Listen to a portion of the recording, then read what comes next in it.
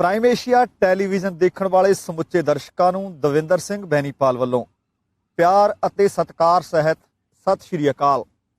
Prime focus ਵਿੱਚ ਤੁਹਾਡਾ ਸਭਨਾਂ ਦਾ ਹਾਰਦਿਕ ਸਵਾਗਤ ਹੈ। ਅੱਜ ਅਸੀਂ ਫੋਕਸ ਪਿੱਛੇ ਕੀਤਾ ਹੈ legislative assembly of British Columbia. ਅਸੀਂ ਰਾਜਧਾਨੀ ਵਿਕਟੋਰੀਆ ਦੇ ਵਿੱਚ ਪਹੁੰਚੇ ਹੋਏ ਹਾਂ। ਤੁਹਾਡੇ ਨਾਲ ਅਸੀਂ ਉਸੇ ਦਿਨ ਵਾਅਦਾ ਕਰ ਲਿਆ ਸੀ ਜਿਸ ਦਿਨ ਅਸੀਂ ਅਲਬਰਟਾ ਦੀ ਲੈਜਿਸਲੇਟਿਵ ਅਸੈਂਬਲੀ ਦੇ ਬਾਹਰੋਂ ਇੱਕ ਪ੍ਰੋਗਰਾਮ ਪੇਸ਼ ਕੀਤਾ ਸੀ। ਤੁਹਾਨੂੰ ਚੰਗਾ ਲੱਗਿਆ ਸੀ। ਤੁਹਾਡੀ ਪੋਜ਼ਿਟਿਵ ਫੀਡਬੈਕ ਤੋਂ ਬਾਅਦ ਪ੍ਰਾਈਮ ਏਸ਼ੀਆ ਨੇ ਵਾਅਦਾ ਕੀਤਾ ਕਿ ਅਸੀਂ ਵੱਖੋ-ਵੱਖ ਥਾਵਾਂ ਤੇ ਪਹੁੰਚਾਂਗੇ ਅਤੇ ਉੱਥੋਂ ਜਾ ਕੇ ਤੁਹਾਡੇ ਪ੍ਰੋਗਰਾਮ ਰੂਬਰੂ ਕਰਾਂਗੇ। ਅੱਜ ਅਸੀਂ ਵੈਨਕੂਵਰ ਆਈਲੈਂਡ ਤੇ ਚਲਦੇ ਪਹੁੰਚ ਚੁੱਕੇ ਹਾਂ ਰਾਜਧਾਨੀ ਵਿਕਟੋਰੀਆ ਦੇ ਵਿੱਚ। ਰਾਤ ਘੁੰਮ ਫਿਰ ਕੇ ਬਹੁਤ ਸਾਰੀਆਂ ਥਾਵਾਂ ਵੀ ਦੇਖੀਆਂ ਅਤੇ ਅੱਜ ਸ਼ਾਮ ਦਾ ਸਾਡਾ ਇਹ ਪ੍ਰੋਗਰਾਮ ਅਸੀਂ ਇੱਥੋਂ ਪੇਸ਼ ਕਰ ਰਹੇ ਹਾਂ।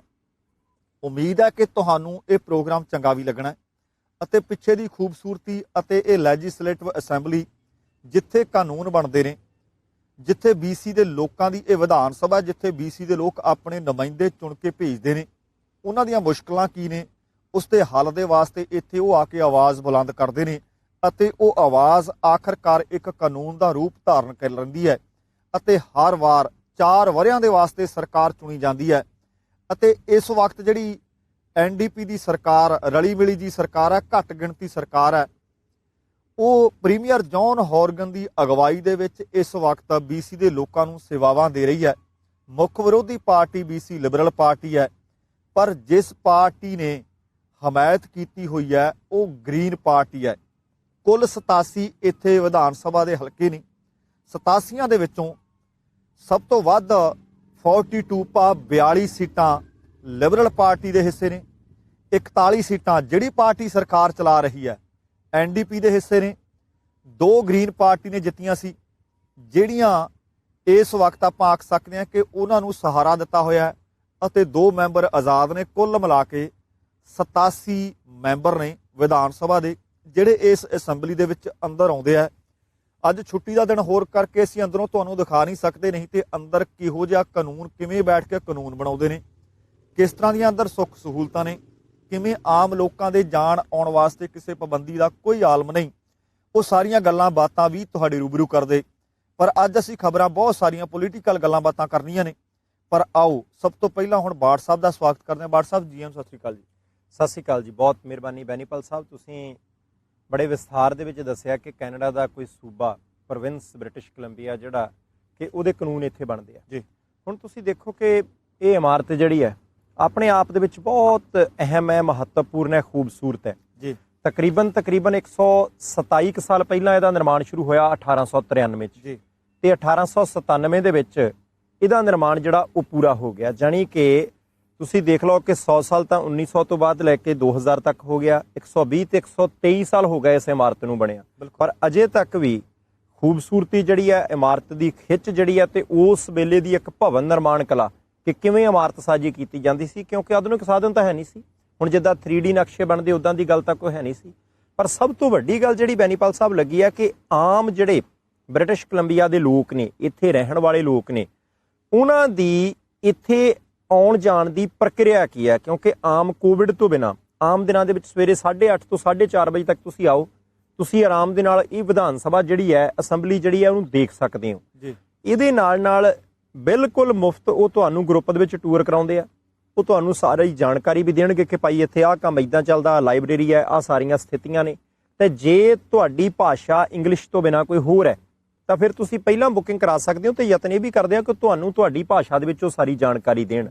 ਤੇ ਚੰਗੀ ਗੱਲ ਹੁੰਦੀ ਹੈ ਕਿ ਆਮ ਲੋਕਾਂ ਨੂੰ ਪਤਾ ਲੱਗੇ ਕਿ ਉਹਨਾਂ ਦੇ ਰਹਿਣ ਨਾਲ, ਉਹਨਾਂ ਦੀ ਸਿੱਖਿਆ ਦੇ ਨਾਲ, ਉਹਨਾਂ ਦੀ ਸਿਹਤ ਦੇ ਨਾਲ, ਤੇ ਉਹਨਾਂ ਦੇ ਰੋਜ਼ਾਨਾ ਦੇ ਕਾਰ ਵਿਹਾਰ ਦੇ ਨਾਲ ਸੰਬੰਧਿਤ ਕਾਨੂੰਨ ਜਿੱਥੇ ਬਣਦੇ ਨੇ, ਉਸ ਪ੍ਰਕਿਰਿਆ ਦਾ ਉਹਨਾਂ ਨੂੰ ਚੰਗੀ ਤਰ੍ਹਾਂ ਪਤਾ ਲੱਗੇ।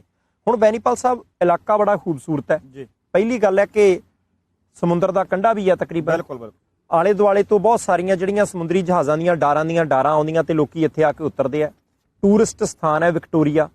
ਅਮਰੀਕਾ ਤੋਂ, ਦੁਨੀਆ ਦੇ ਵੱਖ-ਵੱਖ ਮੁਲਕਾਂ ਤੋਂ ਤੇ ਕੈਨੇਡਾ ਦੀ ਮੁੱਖ ਧਰਤੀ ਤੋਂ ਵੀ ਲੋਕ ਇੱਥੇ ਬਹੁਤ ਸਾਰੇ ਘੁੰਮਣ ਆਉਂਦੇ ਆ ਜੀ। ਪੰਜਾਬੀਆਂ ਦੀ ਵਸੋਂ ਵੀ ਹੁਣ ਸੁੱਖ ਨਾਲ ਬਥੇਰੀ ਹੋਈ ਜਾਂਦੀ ਹੈ। ਪੰਜਾਬੀ ਵਿਦਿਆਰਥੀ ਵੀ ਇੱਥੇ ਕਾਫੀ ਆਈ ਜਾਂਦੇ ਨੇ। ਕੁਝ ਕੰਮਾਂ ਕਾਰਾਂ ਦੇ ਵਿੱਚ ਪੰਜਾਬੀਆਂ ਨੇ ਆਪਣੇ ਝੰਡੇ ਜਿੱਦਾਂ ਕੈਨੇਡਾ ਦੀ ਮੁੱਖ ਧਰਤੀ ਤੇ ਗੱਡੇ ਆ ਤੇ ਗੱਡ ਇੱਥੇ ਵੀ ਦਿੱਤੇ ਆ। ਤੇ ਬਾਕੀ ਜੇ ਕਦੇ ਵਿਕਟੋਰੀਆ ਆਉਣ ਦਾ ਤੁਹਾਨੂੰ ਮਿਲੇ ਮੌਕਾ, ਤੇ ਉਸ ਵੇਲੇ ਇੱਕ ਗੱਲ ਦਾ ਖਿਆਲ ਰੱਖਿਓ ਕਿ ਇਹਨੂੰ ਅਸੈਂਬਲੀ ਨੂੰ ਵੀ ਦੇਖ ਕੇ ਜਾਣਾ ਹੈ, ਇਹਦੇ ਨੇੜੇ ਇੱਕ ਮਿਊਜ਼ੀਅਮ ਹੈ ਉਧਰਲੇ ਪਾਸੇ ਵੀ ਜਾਣਾ ਹੈ, ਜਾਣੀ ਕਿ ਇਸ ਡਾਊਨਟਾਊਨ ਦੇ ਵਿੱਚ ਤੁਰ ਕੇ ਘੁੰਮ ਫਿਰ ਕੇ ਦੁਨੀਆ ਦੇ ਵੱਖ-ਵੱਖ ਭਾਈਚਾਰਿਆਂ ਦੇ ਲੋਕਾਂ ਦੇ ਨਾਲ ਸਿੱਧੇ ਤੌਰ ਦੇ ਉੱਤੇ ਤੁਹਾਨੂੰ ਰੂਬਰੂ ਹੋਣ ਦਾ ਜਿਹੜਾ ਉਹ ਮੌਕਾ ਮਿਲ ਸਕਦਾ। ਹਾਂ, ਮੌਸਮ ਦਾ ਤੇ ਮੀਂਹ ਕਣੀ ਦਾ ਹਿਸਾਬ ਕਿਤਾਬ ਤੁਸੀਂ ਰੱਖ ਕੇ ਆਇਓ। ਹੁਣ ਬੈਨੀਪਾਲ ਸਾਹਿਬ ਇੱਕ ਮਸਲਾ ਜਿਹੜਾ ਕਿ ਵਿਚਾਰਨ ਵਾਲਾ ਜੀ, ਉਹ ਭਾਰਤ ਵਾਲੇ ਪਾਸੇ ਜਾ ਕੇ ਵਿਚਾਰੀਏ ਤੇ ਆਪਾਂ ਗੱਲ ਜੇ ਤੁਸੀਂ ਆਖੋ ਤਾਂ ਕੋਵਿਡ ਤੋਂ ਸ਼ੁਰੂ ਕਰ ਲਈਏ। ਬਿਲਕੁਲ ਚੱਲਣ ਦਿਓ ਜੀ। ਹਾਂਜੀ, ਹੁਣ ਕਰੋਨਾ ਵਾਇਰਸ ਦੇ ਕਰਕੇ ਦੁਨੀਆ ਭਰ ਦੇ ਵਿੱਚ ਸਥਿਤੀਆਂ ਬੜੀਆਂ ਅਜੀਬੋ-ਗਰੀਬ ਨੇ। ਰੋਜ਼ ਸੁਨੇਹੇ ਆਉਂਦੇ ਆ ਕਿ ਅੰਤਰਰਾਸ਼ਟਰੀ ਫਲਾਈਟਾਂ ਕਦੋਂ ਖੁੱਲਣੀਆਂ ਤੇ ਕਦੋਂ ਨਹੀਂ ਖੁੱਲਣੀਆਂ, ਪਰ ਅਜੇ ਤੱਕ ਕੋਈ ਚੀਜ਼ ਸਪਸ਼ਟ ਨਹੀਂ ਕਿ ਸਧਾਰਨ ਰੂਪ ਦੇ ਵਿੱਚ ਫਲਾਈਟਾਂ ਜਿਹੜੀਆਂ ਉਹ ਕਦੋਂ ਚੱਲਣਗੀਆਂ ਤੇ ਕਦੋਂ ਨਹੀਂ ਚੱਲਣਗੀਆਂ। ਹਾਂ, ਇੰਨੀ ਗੱਲ ਜ਼ਰੂਰ ਹੈ ਕਿ ਦੁਨੀਆ ਭਰ ਦੇ ਲੋਕਾਂ ਨੂੰ ਤਿਆਰ ਹੋ ਜਾਣਾ ਚਾਹੀਦਾ ਕਿ ਉਹ ਕਰੋਨਾ ਵਾਇਰਸ ਦੇ ਨਾਲ ਰਹਿ ਕੇ ਉਹਨਾਂ ਨੂੰ ਜੀਣਾ ਸਿੱਖਣਾ ਪਏਗਾ। ਇੱਕ ਛੋਟੀ ਜਿਹੀ ਉਦਾਹਰਣ ਹੈ, ਕੇਰਲਾ ਸੂਬੇ ਦੀ ਸਰਕਾਰ ਨੇ ਐਲਾਨ ਕਰ ਦਿੱਤਾ ਕਿ ਆਉਣ ਵਾਲਾ 1 ਸਾਲ ਕਿਸੇ ਵੀ ਪਬਲਿਕ ਪਲੇਸ ਦੇ ਉੱਤੇ ਕੋਈ ਬੰਦਾ ਬਿਨਾਂ ਮਾਸਕ ਤੋਂ ਗਿਆ ਤਾਂ ਘੱਟੋ ਘੱਟ 10,000 ਭਾਰਤੀ ਰੁਪਈਏ ਨੂੰ ਜੁਰਮਾਨਾ ਹੋਏਗਾ ਆਉਣ ਵਾਲੇ 1 ਸਾਲ ਤੱਕ। ਜਾਣੀ ਕਿ ਜੁਲਾਈ 2021 ਤੱਕ ਕੇਰਲਾ ਵਾਲਿਆਂ ਨੇ ਕਹਿ ਦਿੱਤਾ ਕਿ ਕੋਵਿਡ ਦਾ ਅਸਰ ਘਟ ਜਾਏ, ਮੁੱਕ ਜਾਏ, ਵੱਧ ਜਾਏ, ਪਰ ਤੁਹਾਨੂੰ ਮਾਸਕ ਪਾ ਕੇ ਜਾਣਾ ਪਏਗਾ, ਨਹੀਂ ਤਾਂ 10,000 ਭਾਰਤੀ ਰੁਪਈਏ ਜਿਹੜੇ ਆ ਉਹ ਤੁਸੀਂ ਤਿਆਰ ਕਰਕੇ ਰੱਖਿਓ।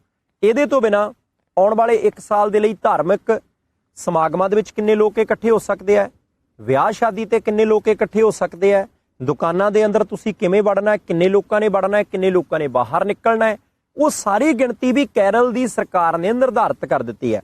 ਬੈਨੀਪਾਲ ਸਾਹਿਬ, ਜੇ ਕੇਰਲ ਦੀ ਸਰਕਾਰ ਗਿਣਤੀਆਂ ਨਿਰਧਾਰਿਤ ਕਰਦੀ ਹੈ, ਜੇ ਆਉਣ ਵਾਲੇ 1 ਸਾਲ ਦਾ ਉਹਨਾਂ ਨੇ ਹਿਸਾਬ ਕਿਤਾਬ ਕਲੀਅਰ ਕਰ ਲਿਆ, ਇਹਦਾ ਮਤਲਬ ਹੈ ਕਿ ਸਰਕਾਰਾਂ ਵੀ ਸਮਝ ਗਈਆਂ ਤੇ ਆਮ ਲੋਕਾਂ ਨੂੰ ਵੀ ਚੰਗੇ ਤਰੀਕੇ ਸਮਝ ਲੈਣਾ ਚਾਹੀਦਾ ਹੈ ਕਿ ਕੋਵਿਡ ਦੀ ਸਮੱਸਿਆ ਇੰਨੀ ਛੇਤੀ ਮੁੱਕਣ ਵਾਲੀ ਨਹੀਂ।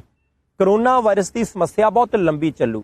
ਕਲਕੱਤੇ ਦਾ ਹਵਾਈ ਅੱਡਾ ਖੋਲ੍ਹਿਆ ਸੀ ਘਰੇਲੂ ਫਲਾਈਟਾਂ ਦੇ ਲਈ, ਡੋਮੈਸਟਿਕ ਲਾਈਨਾਂ ਦੇ ਲਈ। ਹੁਣ ਉਹ ਕਲਕੱਤੇ ਦੇ ਹਵਾਈ ਅੱਡੇ ਤੋਂ ਵੀ ਬਹੁਤੀਆਂ ਫਲਾਈਟਾਂ ਜਿਹੜੀਆਂ ਉੱਥੋਂ ਦੀ ਸੂਬਾ ਸਰਕਾਰ ਨੇ ਕਹਿ ਦਿੱਤਾ ਕਿ ਭਾਈ ਅਸੀਂ ਨਹੀਂ ਅਜੇ ਚਾਹੁੰਦੇ ਕਿ ਹਵਾਈ ਜਹਾਜ਼ਾਂ ਦੇ ਰਾਹੀਂ ਲੋਕ ਆਉਣ, ਲੋਕ ਜਾਣ, ਕਿਉਂਕਿ ਕਰੋਨਾ ਵਾਇਰਸ ਨੂੰ ਅਸੀਂ ਕਾਬੂ ਦੇ ਵਿੱਚ ਕਰਨਾ ਚਾਹੁੰਦੇ ਹਾਂ। ਹੁਣ ਕੇਰਲ ਦੀ ਸਰਕਾਰ ਨੇ ਸਖਤੀਆਂ ਕੀਤੀਆਂ, ਪੱਛਮੀ ਬੰਗਾਲ ਦੀ ਸਰਕਾਰ ਨੇ ਸਖਤੀਆਂ ਕੀਤੀਆਂ ਤੇ ਕਰ ਪੰਜਾਬ ਨੇ ਵੀ ਦਿੱਤੀਆਂ। ਪੰਜਾਬ ਸਰਕਾਰ ਨੇ ਸਪਸ਼ਟ ਕਰਤਾ ਕੋਈ ਬੱਚਾ ਹੋਵੇ, ਬਜ਼ੁਰਗ ਹੋਵੇ ਕੋਈ ਜਵਾਨ, ਜਿਹਨੇ ਵੀ ਬਾਹਰਲੇ ਸੂਬੇ ਤੋਂ ਪੰਜਾਬ ਦੇ ਵਿੱਚ ਆਉਣਾ ਹੈ ਉਹਨੂੰ ਪਹਿਲਾਂ ਆਨਲਾਈਨ ਰਜਿਸਟ੍ਰੇਸ਼ਨ ਕਰਾਉਣੀ ਪਊ। ਸਰਕਾਰ ਨੂੰ ਪਤਾ ਹੋਣਾ ਚਾਹੀਦਾ ਕਿ ਕਿਹੜੇ ਬੰਦੇ ਨੇ ਹਰਿਆਣੇ ਤੋਂ, ਰਾਜਸਥਾਨ ਤੋਂ, ਦਿੱਲੀ ਤੋਂ ਜਾਂ ਭਾਰਤ ਦੇ ਕਿਸੇ ਹੋਰ ਹਿੱਸੇ ਤੋਂ ਤੁਰਨਾ ਹੈ ਤੇ ਉਹਨੇ ਕਿਹੜੇ ਬਾਰਡਰ ਦੇ ਰਾਹੀਂ ਆਉਣਾ ਹੈ, ਤੇ ਹਰ ਇੱਕ ਦੀ ਮੈਡੀਕਲ ਜਾਂਚ ਜਿਹੜੀ ਹੈ ਪੰਜਾਬ ਅਪੜਦਿਆਂ ਹੋਣੀ ਹੈ। ਉਹਦੇ ਤੋਂ ਬਾਅਦ ਜਦੋਂ ਉਹ ਪੰਜਾਬ ਆਉਂਦੇ ਨੇ ਤਾਂ 12-13 ਦਿਨ ਉਹ ਕਿੱਥੇ ਰਹਿਣਗੇ, ਕਿੱਦਾਂ ਦੇ ਹਾਲਾਤ ਦੇ ਵਿੱਚ ਰਹਿਣਗੇ, ਕੋਈ ਸਿੰਪਟਮ, ਕੋਈ ਲੱਛਣ ਕਰੋਨਾ ਵਾਇਰਸ ਦਾ ਹੈ ਤਾਂ ਨਹੀਂ, ਉਹ ਸਾਰਾ ਕੁਝ ਪੰਜਾਬ ਆ ਕੇ ਉਹਨਾਂ ਨੂੰ ਦੱਸਣਾ ਪਊਗਾ। ਤੇ ਨਾਲ ਦੀ ਨਾਲ ਇਹ ਵੀ ਗੱਲ ਉਹਨਾਂ ਨੇ ਕਲੀਅਰ ਕਰਤੀ ਕਿ ਜਿਹੜੀ ਅੰਤਰਰਾਸ਼ਟਰੀ ਫਲਾਈਟਾਂ ਦੇ ਵਿੱਚ ਆਉਂਦੇ ਆ ਵਿਸ਼ੇਸ਼ ਜਹਾਜ਼ਾਂ ਦੇ ਵਿੱਚ, ਉਹਨਾਂ ਲੋਕਾਂ ਦੇ ਲਈ ਵੀ ਕਲੀਅਰ ਕਰ ਦਿੱਤਾ ਕਿ ਤੁਹਾਨੂੰ ਰਜਿਸਟ੍ਰੇਸ਼ਨ ਕਰਾ ਕੇ ਜੇ ਤੁਸੀਂ ਘਰੇ ਵੀ ਚਲੇ ਜਾਂਦੇ ਹੋ, ਹਰ ਰੋਜ਼ ਆਪਣੀ ਜਾਣਕਾਰੀ ਅਪਡੇਟ ਕਰਨੀ ਪਊਗੀ ਆਨਲਾਈਨ ਕਿ ਭਾਈ ਮੈਂ ਅੱਜ, ਮੈਨੂੰ ਕੋਈ ਸਿੰਪਟਮ ਨਹੀਂ, ਮੈਨੂੰ ਅੱਜ ਕੋਈ ਲੱਛਣ ਨਹੀਂ, ਮੈਨੂੰ ਕੋਈ ਬੁਖਾਰ ਨਹੀਂ ਚੜਿਆ, ਮੈਨੂੰ ਕੋਈ ਖੰਘ ਨਹੀਂ, ਮੈਨੂੰ ਕੋਈ ਜ਼ੁਕਾਮ ਨਹੀਂ, ਮੈਨੂੰ ਕੋਈ ਠੰਡ ਨਹੀਂ ਲੱਗੀ, ਮੈਨੂੰ ਕੋਈ ਛਿੱਕਾਂ ਨਿਛਾਂ ਨਹੀਂ ਆਉਂਦੀਆਂ। ਤੇ ਨਾਲ ਦੀ ਨਾਲ ਇਹ ਵੀ ਕਹਿ ਦਿੱਤਾ ਕਿ ਜਿਹੜਾ ਆਨਲਾਈਨ ਨਹੀਂ ਕਰ ਸਕਦਾ ਉਹਦੇ ਲਈ ਇੱਕ ਵਿਸ਼ੇਸ਼ ਟੈਲੀਫੋਨ ਨੰਬਰ ਦੇਤਾ ਕਿ ਹਰ ਰੋਜ਼ ਉਹਨਾਂ ਬੰਦਿਆਂ ਨੇ ਉਸ ਨੰਬਰ ਦੇ ਉੱਤੇ ਟੈਲੀਫੋਨ ਕਰਕੇ ਦੱਸਣਾ ਕਿ ਮੇਰੀ ਸਥਿਤੀ ਆ ਹੈ। ਇਹਦਾ ਮਤਲਬ ਹੈ ਕਿ ਜਦੋਂ ਕੇਸ ਲਗਾਤਾਰ ਵਧੀ ਜਾਂਦੇ ਆ, 23,000 ਤੋਂ ਵੱਧ ਕੇਸ ਰਜਿਸਟਰਡ ਹੋਏ ਆ, ਸਰਕਾਰ ਜਿਹੜੀ ਹੈ ਇਸ ਵੇਲੇ ਕਾਫੀ ਜ਼ਿਆਦਾ ਚਿੰਤਤ ਵੀ ਹੈ ਤੇ ਕੋਸ਼ਿਸ਼ ਵੀ ਕਰ ਰਹੀ ਹੈ, ਪਰ ਜੇ ਕੇਸਾਂ ਦੀ ਗਿਣਤੀ ਨਾ ਘਟੀ ਤਾਂ ਪਾਬੰਦੀਆਂ ਦੁਬਾਰਾ ਲੱਗਣ ਦੀ ਸੰਭਾਵਨਾ ਹੈਗੀ ਹੈ। ਬਾਰ ਸਾਹਿਬ, ਆਪਾਂ ਵੇਖ ਰਹੇ ਹਾਂ ਕਿ ਪਹਿਲਾਂ ਜਿੱਥੇ ਕੋਵਿਡ ਦਾ ਪ੍ਰਕੋਪ ਘਟਿਆ ਸੀ ਜੀ, ਲੋਕਾਂ ਨੂੰ ਥੋੜੀਆਂ ਬਹੁਤੀਆਂ ਢਿੱਲਾਂ ਦਿੱਤੀਆਂ ਤੇ ਦੁਬਾਰਾ ਕੰਮ ਉੱਥੇ ਫਿਰ ਵਧਣ ਲੱਗਿਆ। ਇਸ ਕਰਕੇ ਭਾਰਤ ਸਰਕਾਰ ਵੀ ਮੈਨੂੰ ਲੱਗਦਾ ਹੈ ਜ਼ੋਖਮ ਮੁੱਲ ਲੈਣਾ ਨਹੀਂ ਚਾਹੁੰਦੀ ਜੀ। ਤੁਹਾਨੂੰ ਪਤਾ ਹੋਣਾ ਕਿ 23 ਮਾਰਚ ਨੂੰ ਪਹਿਲੀ ਵਾਰੀ ਪਾਬੰਦੀ ਦਾ ਐਲਾਨ ਕੀਤਾ ਸੀ ਇੰਟਰਨੈਸ਼ਨਲ ਫਲਾਈਟਸ ਦੇ ਉੱਤੇ। ਬਹੁਤ ਸਾਰੇ ਲੋਕ ਸੀ ਜਿਹੜੇ ਸੈਰ ਸਪਾਟਾ ਕਰਨ ਵਾਸਤੇ ਕੈਨੇਡਾ ਜਾਂ ਅਮਰੀਕਾ ਜਾਂ ਹੋਰਨਾਂ ਮੁਲਕਾਂ ਵਿੱਚ ਆਏ ਹੋਏ ਸੀ। ਉਹਨਾਂ ਵਿੱਚੋਂ ਕਾਫੀ ਲੋਕ ਨੇ ਜਿਨ੍ਹਾਂ ਨੂੰ ਵੰਦੇ ਭਾਰਤ ਮਿਸ਼ਨ ਦੇ ਦੌਰਾਨ ਬਾਹਰ ਕੱਢ ਲਿਆ ਗਿਆ, ਆਪਣੇ ਮੁਲਕ ਵਿੱਚ ਵਾਪਸ ਲਿਜਾਇਆ ਜਾ ਚੁੱਕਿਆ। ਪਰ ਹੁਣ ਅਮਰੀਕਾ ਦੇ ਵਿੱਚੋਂ ਇੱਕ ਵਾਰ ਫਿਰ ਤੋਂ ਕਾਫੀ ਫਲਾਈਟਸ ਨੇ ਜਿਨ੍ਹਾਂ ਦੇ ਰਾਹੀਂ ਉਹਨਾਂ ਨੂੰ ਦੁਬਾਰਾ ਭਾਰਤ ਲਿਜਾਇਆ ਜਾਵੇਗਾ। ਪਰ ਇਹਦੇ ਨਾਲ ਇੱਕ ਹੋਰ ਗੱਲ ਹੈ ਕਿ ਭਾਰਤ ਦੇ ਵਿਦੇਸ਼ ਮੰਤਰਾਲੇ ਨੇ, ਸ਼ਹਿਰੀ ਹਵਾਬਾਜ਼ੀ ਮੰਤਰਾਲੇ ਨੇ ਇਸ ਗੱਲ ਦੀ ਜਾਣਕਾਰੀ ਦੇ ਦਿੱਤੀ ਹੈ ਕਿ ਪਹਿਲਾਂ 15 ਜੁਲਾਈ ਤੋਂ ਆਸ ਬੱਝੀ ਹੋਈ ਸੀ ਜਿਹੜੇ ਲੋਕ ਬਾਹਰਲੇ ਮੁਲਕਾਂ ਵਿੱਚ ਤੇ ਵਾਪਸ ਭਾਰਤ ਜਾਣਾ ਚਾਹੁੰਦੇ ਆ ਕਿ ਸ਼ਾਇਦ ਜਿਹੜੀਆਂ ਫਲਾਈਟਸ ਨੇ ਉਹ 15 ਜੁਲਾਈ ਤੋਂ ਬਾਅਦ ਭਾਰਤ ਸਰਕਾਰ ਗ੍ਰੀਨ ਸਿਗਨਲ ਦੇਵੇਗੀ, ਹਰੀ ਝੰਡੀ ਦੇ ਦੇਵੇਗੀ ਅਤੇ ਉਹ ਫਲਾਈਟਸਾਂ ਚੱਲ ਸਕਦੀਆਂ ਨੇ। ਪਰ ਹੁਣ ਮੰਤਰਾਲੇ ਵੱਲੋਂ ਇਹ ਜਾਣਕਾਰੀ ਦੇ ਦਿੱਤੀ ਗਈ ਹੈ ਕਿ ਜਿਹੜੀਆਂ ਇੰਟਰਨੈਸ਼ਨਲ ਫਲਾਈਟਸ ਨੇ ਹਾਲ ਦੀ ਘੜੀ 31 ਜੁਲਾਈ ਤੱਕ ਉਹਨਾਂ ਦੇ ਉੱਤੇ ਰੋਕ ਲੱਗੀ ਰਹਿਣੀ ਹੈ। 31 ਜੁਲਾਈ ਤੋਂ ਭਾਵ ਇਸ ਵਕਤ 31 ਜੁਲਾਈ ਹੈ। ਜੇਕਰ ਕਰੋਨਾ ਵਾਇਰਸ ਤੇ ਉਦੋਂ ਤੱਕ ਕਾਬੂ ਪਾ ਲਿਆ ਗਿਆ, ਹੋ ਸਕਦਾ ਫਿਰ 31 ਜੁਲਾਈ ਤੋਂ ਬਾਅਦ ਥੋੜੀ ਬਹੁਤ ਢਿੱਲ ਦੇ ਦਿੱਤੀ ਜਾਵੇ। ਪਰ ਦੂਸਰੀ ਸੰਭਾਵਨਾ ਵੀ ਨਾਲੋਂ ਨਾਲ ਚੱਲ ਰਹੀ ਹੈ। ਸਮਾਨਾਂਤਰ ਨੇ ਦੋਵੇਂ ਚੀਜ਼ਾਂ। ਜਿਸ ਤਰ੍ਹਾਂ ਪਹਿਲਾਂ 15 ਜੁਲਾਈ ਸੀ, ਉਹਨੂੰ ਵਧਾ ਕੇ ਇਸ ਜੁਲਾਈ ਦੇ ਅਖੀਰ ਤੱਕ ਕਰ ਦਿੱਤਾ ਗਿਆ। ਹੋ ਸਕਦਾ ਅਗਲੇ ਅਗਸਤ ਮਹੀਨੇ ਤੱਕ ਵੀ ਇਹਦੇ ਵਿੱਚ ਵਾਧਾ ਕਰ ਦਿੱਤਾ ਜਾਵੇ। ਪਰ ਪਰਿਸਥਿਤੀਆਂ ਵੇਖੀਆਂ ਜਾਣਗੀਆਂ ਕਿ ਕੀ ਕਰੋਨਾ ਦੇ ਉੱਤੇ ਕਾਬੂ ਭਾਰਤ ਵਿੱਚ ਪੈ ਰਿਹਾ ਹੈ, ਕਿ ਜਿਸ ਮੁਲਕ ਤੋਂ ਕੋਈ ਵਿਅਕਤੀ ਵਾਪਸ ਆਉਣਾ ਚਾਹੁੰਦਾ ਹੈ ਜੀ, ਕਿ ਉੱਥੇ ਕਰੋਨਾ ਵਾਇਰਸ ਦਾ ਪ੍ਰਕੋਪ ਜਾਂ ਪ੍ਰਭਾਵ ਘਟਿਆ। ਪਰ ਇਹ ਗੱਲ ਜ਼ਰੂਰ ਹੈ ਕਿ ਕਿਸੇ ਕਿਸੇ ਪਾਸਿਓਂ ਠੰਡੀਆਂ ਹਵਾਵਾਂ ਜਿਵੇਂ ਆਸਟ੍ਰੇਲੀਆ ਚੋਂ, ਨਿਊਜ਼ੀਲੈਂਡ ਚੋਂ ਆਉਣ ਲੱਗੀਆਂ ਸੀ। ਜਿਸ ਖਿੱਤੇ ਦੇ ਵਿੱਚ ਬੈਠ ਕੇ ਆਪਾਂ ਪ੍ਰੋਗਰਾਮ ਕਰ ਰਹੇ ਹਾਂ ਜੀ, BC ਦੇ ਵਿੱਚ ਵੀ ਐਕਟਿਵ ਕੇਸ ਕੁਝ ਕੁ ਨੇ। ਪਰ ਹੁਣ ਇਸ ਪੂਰੇ ਵੈਨਕੂਵਰ ਆਈਲੈਂਡ ਦੇ ਵਿੱਚ ਕੋਈ ਕੇਸ ਨਹੀਂ ਸੀ। ਪਰ ਕੱਲ ਪਤਾ ਲੱਗਿਆ ਕਿ ਸ਼ਾਇਦ ਇੱਕ ਕੇਸ ਪੂਰੇ ਇਸ ਵੈਨਕੂਵਰ ਆਈਲੈਂਡ ਦੇ ਵਿੱਚ ਇੱਕ ਐਕਟਿਵ ਹੈ। ਬਾਕੀ ਇਸ ਧਰਤੀ ਦੇ ਉੱਤੇ ਜਿੱਥੇ ਬੈਠ ਕੇ ਅਸੀਂ ਪ੍ਰੋਗਰਾਮ ਕਰ ਰਹੇ ਹਾਂ, ਕਰੋਨਾ ਵਾਇਰਸ ਦਾ ਕੋਈ ਵੀ ਕੇਸ ਨਹੀਂ ਹੈ। ਸੋ ਬਾਠ ਸਾਹਿਬ, ਇੱਕ ਤਾਂ ਗੱਲ ਮੰਨਣੀ ਪਊਗੀ ਕਿ BC ਤੀਸਰੇ ਫੇਜ਼ ਦੇ ਵਿੱਚ ਚੱਲ ਰਿਹਾ ਹੈ। ਇਹ ਆਖ ਦਿੱਤਾ ਸੀ ਬੀਤੇ ਦਿਨੀ ਪ੍ਰੀਮੀਅਰ ਜੌਨ ਹੌਰਗਨ ਹੋਰਾਂ ਨੇ ਕਿ ਅਸੀਂ ਦੂਸਰਾ ਤੀਸਰਾ ਇਹ ਫੇਜ਼ ਦੇ ਵਿੱਚ ਤੇ ਐਂਟਰ ਕੀਤਾ ਹੈ। ਬਹੁਤ ਸਾਰੀਆਂ ਤੁਹਾਨੂੰ ਢਿੱਲਾਂ ਵੀ ਦੇ ਦਿੱਤੀਆਂ ਨੇ, ਪਰ ਚੌਥੇ ਫੇਜ਼ ਦੇ ਵਿੱਚ ਅਸੀਂ ਐਂਟਰ ਉਦੋਂ ਕਰ ਸਕਾਂਗੇ ਜਦੋਂ ਇਸ ਵਾਇਰਸ ਦੀ ਕੋਈ ਦਵਾਈ ਆ ਗਈ। ਪਰ ਮੈਨੂੰ ਲੱਗਦਾ ਕਿ ਭਾਰਤ ਵਾਲੇ ਪਾਸਿਓਂ ਕਾਫੀ ਸੰਭਾਵਨਾਵਾਂ ਨੇ। ਬਿਲਕੁਲ ਬੈਨੀਪਾਲ ਸਾਹਿਬ, ਆ ਤੁਸੀਂ ਚੰਗੀ ਗੱਲ ਕੀਤੀ ਕਿ ਦਵਾਈ ਦਾ ਤਾਂ ਭਾਰਤ ਦਾ ਨਾਂ ਇਕੱਠਾ ਹੀ ਲਿਆ ਜੀ। ਉਹ ਇਸ ਕਰਕੇ ਚੰਗੀ ਗੱਲ ਹੈ। ਮੈਂ ਪਹਿਲਾਂ ਵੀ ਦੱਸਿਆ, ਹੋ ਸਕਦਾ ਕਿ ਸਾਡੇ ਪਿੱਛੇ ਬਹੁਤ ਸਾਰੇ ਲੋਕ ਘੁੰਮਦੇ ਹੋਣ, ਬਿਲਕੁਲ ਉਹ ਇਸ ਪਾਰਲੀਮੈਂਟ ਨੂੰ, ਇਸ ਅਸੈਂਬਲੀ ਨੂੰ ਜਿਹੜੇ ਉਹ ਦੇਖਣ ਆਉਂਦੇ ਆ, ਉਹਨਾਂ ਦੇ ਨਾਲ ਬੱਚੇ ਵੀ ਹੋ ਸਕਦੇ ਆ, ਆਵਾਜ਼ਾਂ ਵੀ ਤੁਹਾਨੂੰ ਆ ਸਕਦੀਆਂ। ਪਰ ਅੱਜ ਕਿਉਂਕਿ ਬਿਲਕੁਲ ਸਧਾਰਨ ਮਾਹੌਲ ਹੈ, ਇੱਥੇ ਕੋਈ ਜਗ੍ਹਾ ਅਸੀਂ ਬੁੱਕ ਨਹੀਂ ਕੀਤੀ ਹੋਈ ਕਿ ਹੋਰ ਕੋਈ ਆ ਨਹੀਂ ਸਕਦਾ, ਨਾ ਕੋਈ ਫਰਮਾਇਸ਼ ਲਾਈ ਹੈ, ਨਾ ਫਰਮਾਇਸ਼ ਹੀ ਲਾਈ ਹੈ। ਇਸ ਕਰਕੇ ਜਿਵੇਂ ਵੀ ਮਾਹੌਲ ਹੈਗਾ ਉਵੇਂ ਦਾ ਜਿਹੜਾ ਉਹ ਤੁਸੀਂ ਪ੍ਰਵਾਨ ਕਰਨਾ ਹੈ। ਆਲੇ ਦੁਆਲੇ ਲੋਕ ਬਹੁਤ ਸਾਰੇ, ਗਿਣਤੀ ਵਧੀ ਜਾਣੀ ਜਦੋਂ ਤੱਕ ਪ੍ਰੋਗਰਾਮ ਨਹੀਂ ਜਾਣਾ। ਹੁਣ ਬੈਨੀਪਾਲ ਸਾਹਿਬ ਨੇ ਕਿਹਾ ਕਿ ਭਾਰਤ ਤੇ ਦਵਾਈ, ਪਿਛਲੇ ਦਿਨੀ ਇੱਕ ਦਾਅਵਾ ਕੀਤਾ ਗਿਆ ਸੀ ਕਿ ਭਾਰਤ 15 ਅਗਸਤ ਤੱਕ ਕਰੋਨਾ ਵਾਇਰਸ ਦਾ ਟੀਕਾ ਜਾਨੀ ਕਿ ਇੰਜੈਕਸ਼ਨ ਬਣਾ ਸਕਦਾ ਹੈ। ਜਿਹੜੀ ਭਾਰਤ ਦੀ ਮੈਡੀਕਲ ਰਿਸਰਚ ਕੌਂਸਲ ਹੈ, ਉਧਰਲੇ ਪਾਸਿਓਂ ਵੀ ਇਦਾਂ ਦੀਆਂ ਗੱਲਾਂ ਬਾਤਾਂ ਆਈਆਂ ਸੀ ਕਿ ਜਿਹੜੀਆਂ ਕੁਝ ਮੈਡੀਕਲ ਆਰਗੇਨਾਈਜੇਸ਼ਨਸ ਕਰ ਰਹੀਆਂ ਨੇ ਇਸ ਮੁੱਦੇ ਤੇ ਕੰਮ, ਕਰੋਨਾ ਵਾਇਰਸ ਦੀ ਦਵਾਈ ਬਣਾ ਰਹੀਆਂ ਨੇ, ਕੁਝ ਇੰਸਟੀਟਿਊਸ਼ਨਸ ਲੱਗੇ ਹੋਏ ਨੇ, ਉਹਨਾਂ ਨੂੰ ਕਹਿ ਦਿੱਤਾ ਗਿਆ ਕਿ ਆਪਣੇ ਟਰਾਇਲ ਜਿਹੜੇ ਆ, ਭਾਵੇਂ ਉਹ ਕਲੀਨਿਕਲ ਟਰਾਇਲ ਨੇ, ਭਾਵੇਂ ਹਿਊਮਨ ਟਰਾਇਲ ਨੇ, ਉਹਨਾਂ ਨੂੰ ਤੇਜ਼ ਕਰ ਦਿਓ। ਤੇ ਜੇ ਤੇਜ਼ ਕਰ ਦਿਓਗੇ ਤਾਂ ਆਪਾਂ 15 ਅਗਸਤ ਤੱਕ ਜਿਹੜਾ ਉਹ ਟੀਕਾ ਤਿਆਰ ਕਰ ਦਈਏ। ਬੜੀ ਵਧੀਆ ਗੱਲ ਹੈ। ਪਰ ਹੁਣ ਕੁਝ ਭਾਰਤ ਦੇ ਵਿਗਿਆਨੀਆਂ ਨੇ ਤੇ ਕੁਝ ਵਿਸ਼ਵ ਦੇ ਵਿਗਿਆਨੀਆਂ ਨੇ, ਉਹਨਾਂ ਨੇ ਬੈਨੀਪਾਲ ਸਾਹਿਬ ਗੱਲ ਅਗਲੇ ਪਾਸੇ ਨੂੰ ਤੋਰਨੀ ਸ਼ੁਰੂ ਕਰ ਦਿੱਤੀ ਹੈ। ਕਈਆਂ ਨੇ ਤੇ ਇਹ ਵੀ ਕਹਿ ਦਿੱਤਾ, ਕਹਿੰਦੇ ਸਾਲਾਂ ਬੱਧੀ ਦਾ ਟਰਾਇਲ ਹੁੰਦਾ ਹੈ, ਇਹ ਖੋਜ ਹੈ, ਇਹ ਇਦਾਂ ਨਹੀਂ ਹੋ ਸਕਦੀ ਕਿ ਤੁਸੀਂ 10 ਨੂੰ ਮੁਕੰਮਲ ਕਰ ਦਿਓ, ਤੁਸੀਂ 15 ਨੂੰ ਮੁਕੰਮਲ ਕਰ ਦਿਓ, ਤੁਸੀਂ 20 ਨੂੰ ਮੁਕੰਮਲ ਕਰ ਦਿਓ।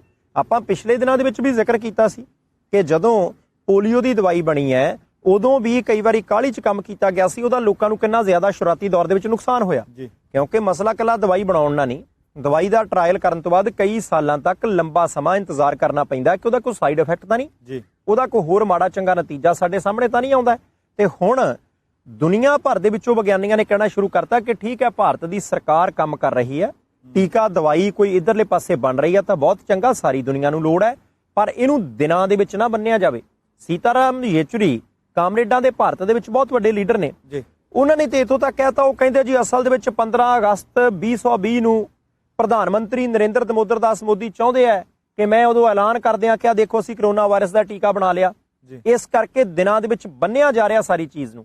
ਇਸ ਕਰਕੇ ਵਿਗਿਆਨੀਆਂ ਨੂੰ, ਡਾਕਟਰਾਂ ਨੂੰ, ਮਾਹਿਰਾਂ ਨੂੰ, ਖੋਜ ਕਰਨ ਵਾਲਿਆਂ ਨੂੰ, ਰਿਸਰਚ ਕਰਨ ਵਾਲਿਆਂ ਦੇ ਉੱਤੇ ਦਬਾਅ ਪਾਇਆ ਜਾ ਰਿਹਾ ਕਿ ਤੁਸੀਂ 15 ਅਗਸਤ ਤੱਕ ਕੋਈ ਨਾ ਕੋਈ ਟੀਕਾ ਕਰੋਨਾ ਵਾਇਰਸ ਦਾ ਤਿਆਰ ਕਰੋ। ਦੇਖੋ, ਇਸ ਮੁੱਦੇ ਦੇ ਉੱਤੇ ਤਾਂ ਆਪਣੀ ਸਾਰਿਆਂ ਦੀ ਸਹਿਮਤੀ ਹੈ ਕਿ ਦਵਾਈ ਬਣਨੀ ਚਾਹੀਦੀ ਹੈ। ਅਮਰੀਕਾ ਤੋਂ ਲੈ ਕੇ ਸੁਡਾਨ ਤੱਕ, ਜਾਨੀ ਬਹੁਤ ਵੱਡੇ ਮੁਲਕ ਤੋਂ ਲੈ ਕੇ ਬਹੁਤ ਆਰਥਿਕ ਤੌਰ ਤੇ ਕਮਜ਼ੋਰ ਮੁਲਕ ਤੱਕ ਸਾਨੂੰ ਸਾਰਿਆਂ ਨੂੰ ਲੋੜ ਹੈ ਦਵਾਈ ਦੀ।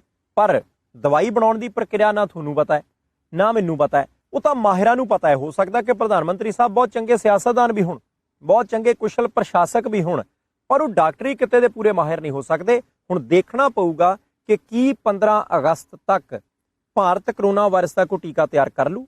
ਜੇ ਟੀਕਾ ਤਿਆਰ ਕਰ ਲਊ ਤਾਂ ਦੁਨੀਆ ਭਰ ਦੇ ਜਿਹੜੇ ਸਿਹਤ ਮਾਹਿਰ ਨੇ, ਖੋਜਾਰਥੀ ਨੇ, ਉਹਨਾਂ ਦਾ ਫਿਰ ਇਸ ਮੁੱਦੇ ਦੇ ਉੱਤੇ ਪ੍ਰਤੀਕਰਮ ਕਿਹੋ ਜਿਹਾ ਰਹੂਗਾ। ਬਾਠ ਸਾਹਿਬ, ਭਾਰਤ ਗ੍ਰੇਟ ਹੈ ਜੀ, ਭਾਰਤ ਮਹਾਨ ਹੈ ਜੀ। ਉੱਥੋਂ ਇਸ ਤਰ੍ਹਾਂ ਦੀਆਂ ਸੰਭਾਵਨਾਵਾਂ ਪੈਦਾ ਹੁੰਦੀਆਂ ਰਹੀਆਂ ਨੇ ਤੇ ਦਵਾਈਆਂ ਬਣਦੀਆਂ ਵੀ ਰਹੀਆਂ ਨੇ। ਬੀਤੇ ਦਿਨਾਂ ਦੇ ਵਿੱਚ ਵੀ ਇੱਕ ਦਵਾਈ ਬਣੀ ਸੀ, ਰੌਲਾ ਵੀ ਪਿਆ, ਲੋਕਾਂ ਨੇ ਖਰੀਦਣ ਵਾਸਤੇ ਵਹੀਰਾਂ ਵੀ ਘੱਟ ਦੇਣੀਆਂ ਸੀ। ਹੋ ਸਕਦਾ ਇਸ ਵਕਤ ਵੀ ਖਰੀਦ ਰਹੇ ਹੋਣ ਜਦੋਂ ਆਪਾਂ ਪ੍ਰੋਗਰਾਮ ਕਰ ਰਹੇ ਹਾਂ ਜੀ।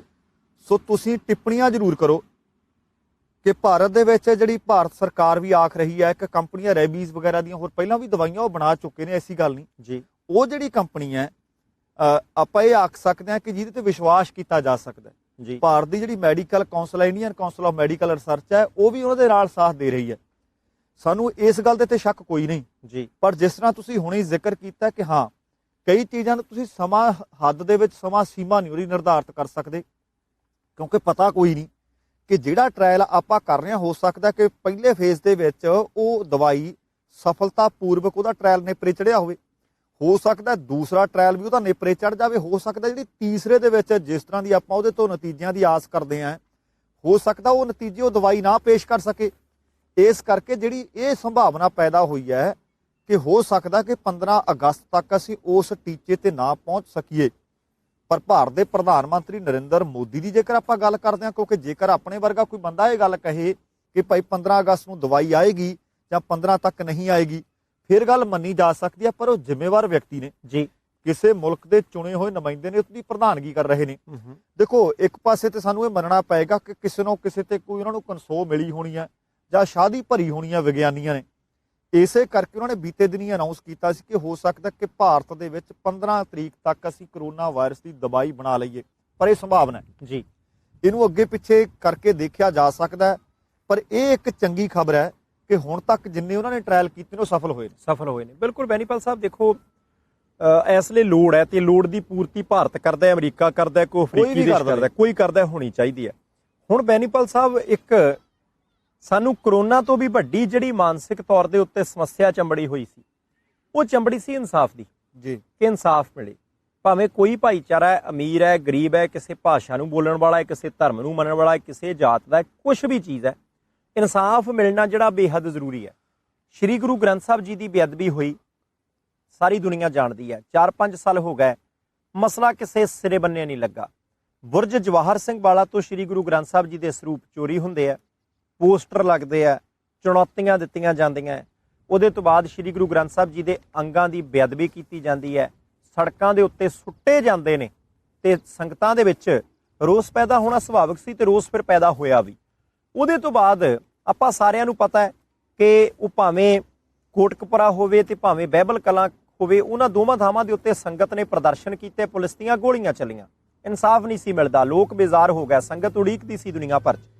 ਪਰ ਪਿਛਲੇ 20 ਕੁ ਦਿਨਾਂ ਤੋਂ ਇੱਕਦਮ ਦੁਬਾਰਾ ਹਲਚਲ ਹੋਈ ਹੈ। ਹਾਲਾਂਕਿ ਲੋਕ ਸਮਝਦੇ ਸੀ ਕਿ ਅਜੇ 7-8 ਮਹੀਨੇ ਕੁਛ ਨਹੀਂ ਹੋਣਾ, ਉਹਦੇ ਤੋਂ ਬਾਅਦ ਵਿਧਾਨ ਸਭਾ ਦੀਆਂ ਚੋਣਾਂ ਆਉਣਗੀਆਂ, 1-2 ਰਿਪੋਰਟਾਂ ਆਉਣਗੀਆਂ, 1-2 ਜਾਂਚ ਕਮੇਟੀਆਂ ਕਿਸੇ ਨੂੰ ਗ੍ਰਿਫਤਾਰ ਕਰਨਗੀਆਂ, ਕਿਸੇ ਨੂੰ ਅਦਾਲਤ 'ਚ ਪੇਸ਼ ਕਰਨਗੀਆਂ। ਪਰ ਅਜੇ 1.5 ਸਾਲ ਤੋਂ ਵੱਧ ਸਮਾਂ ਪਿਆ।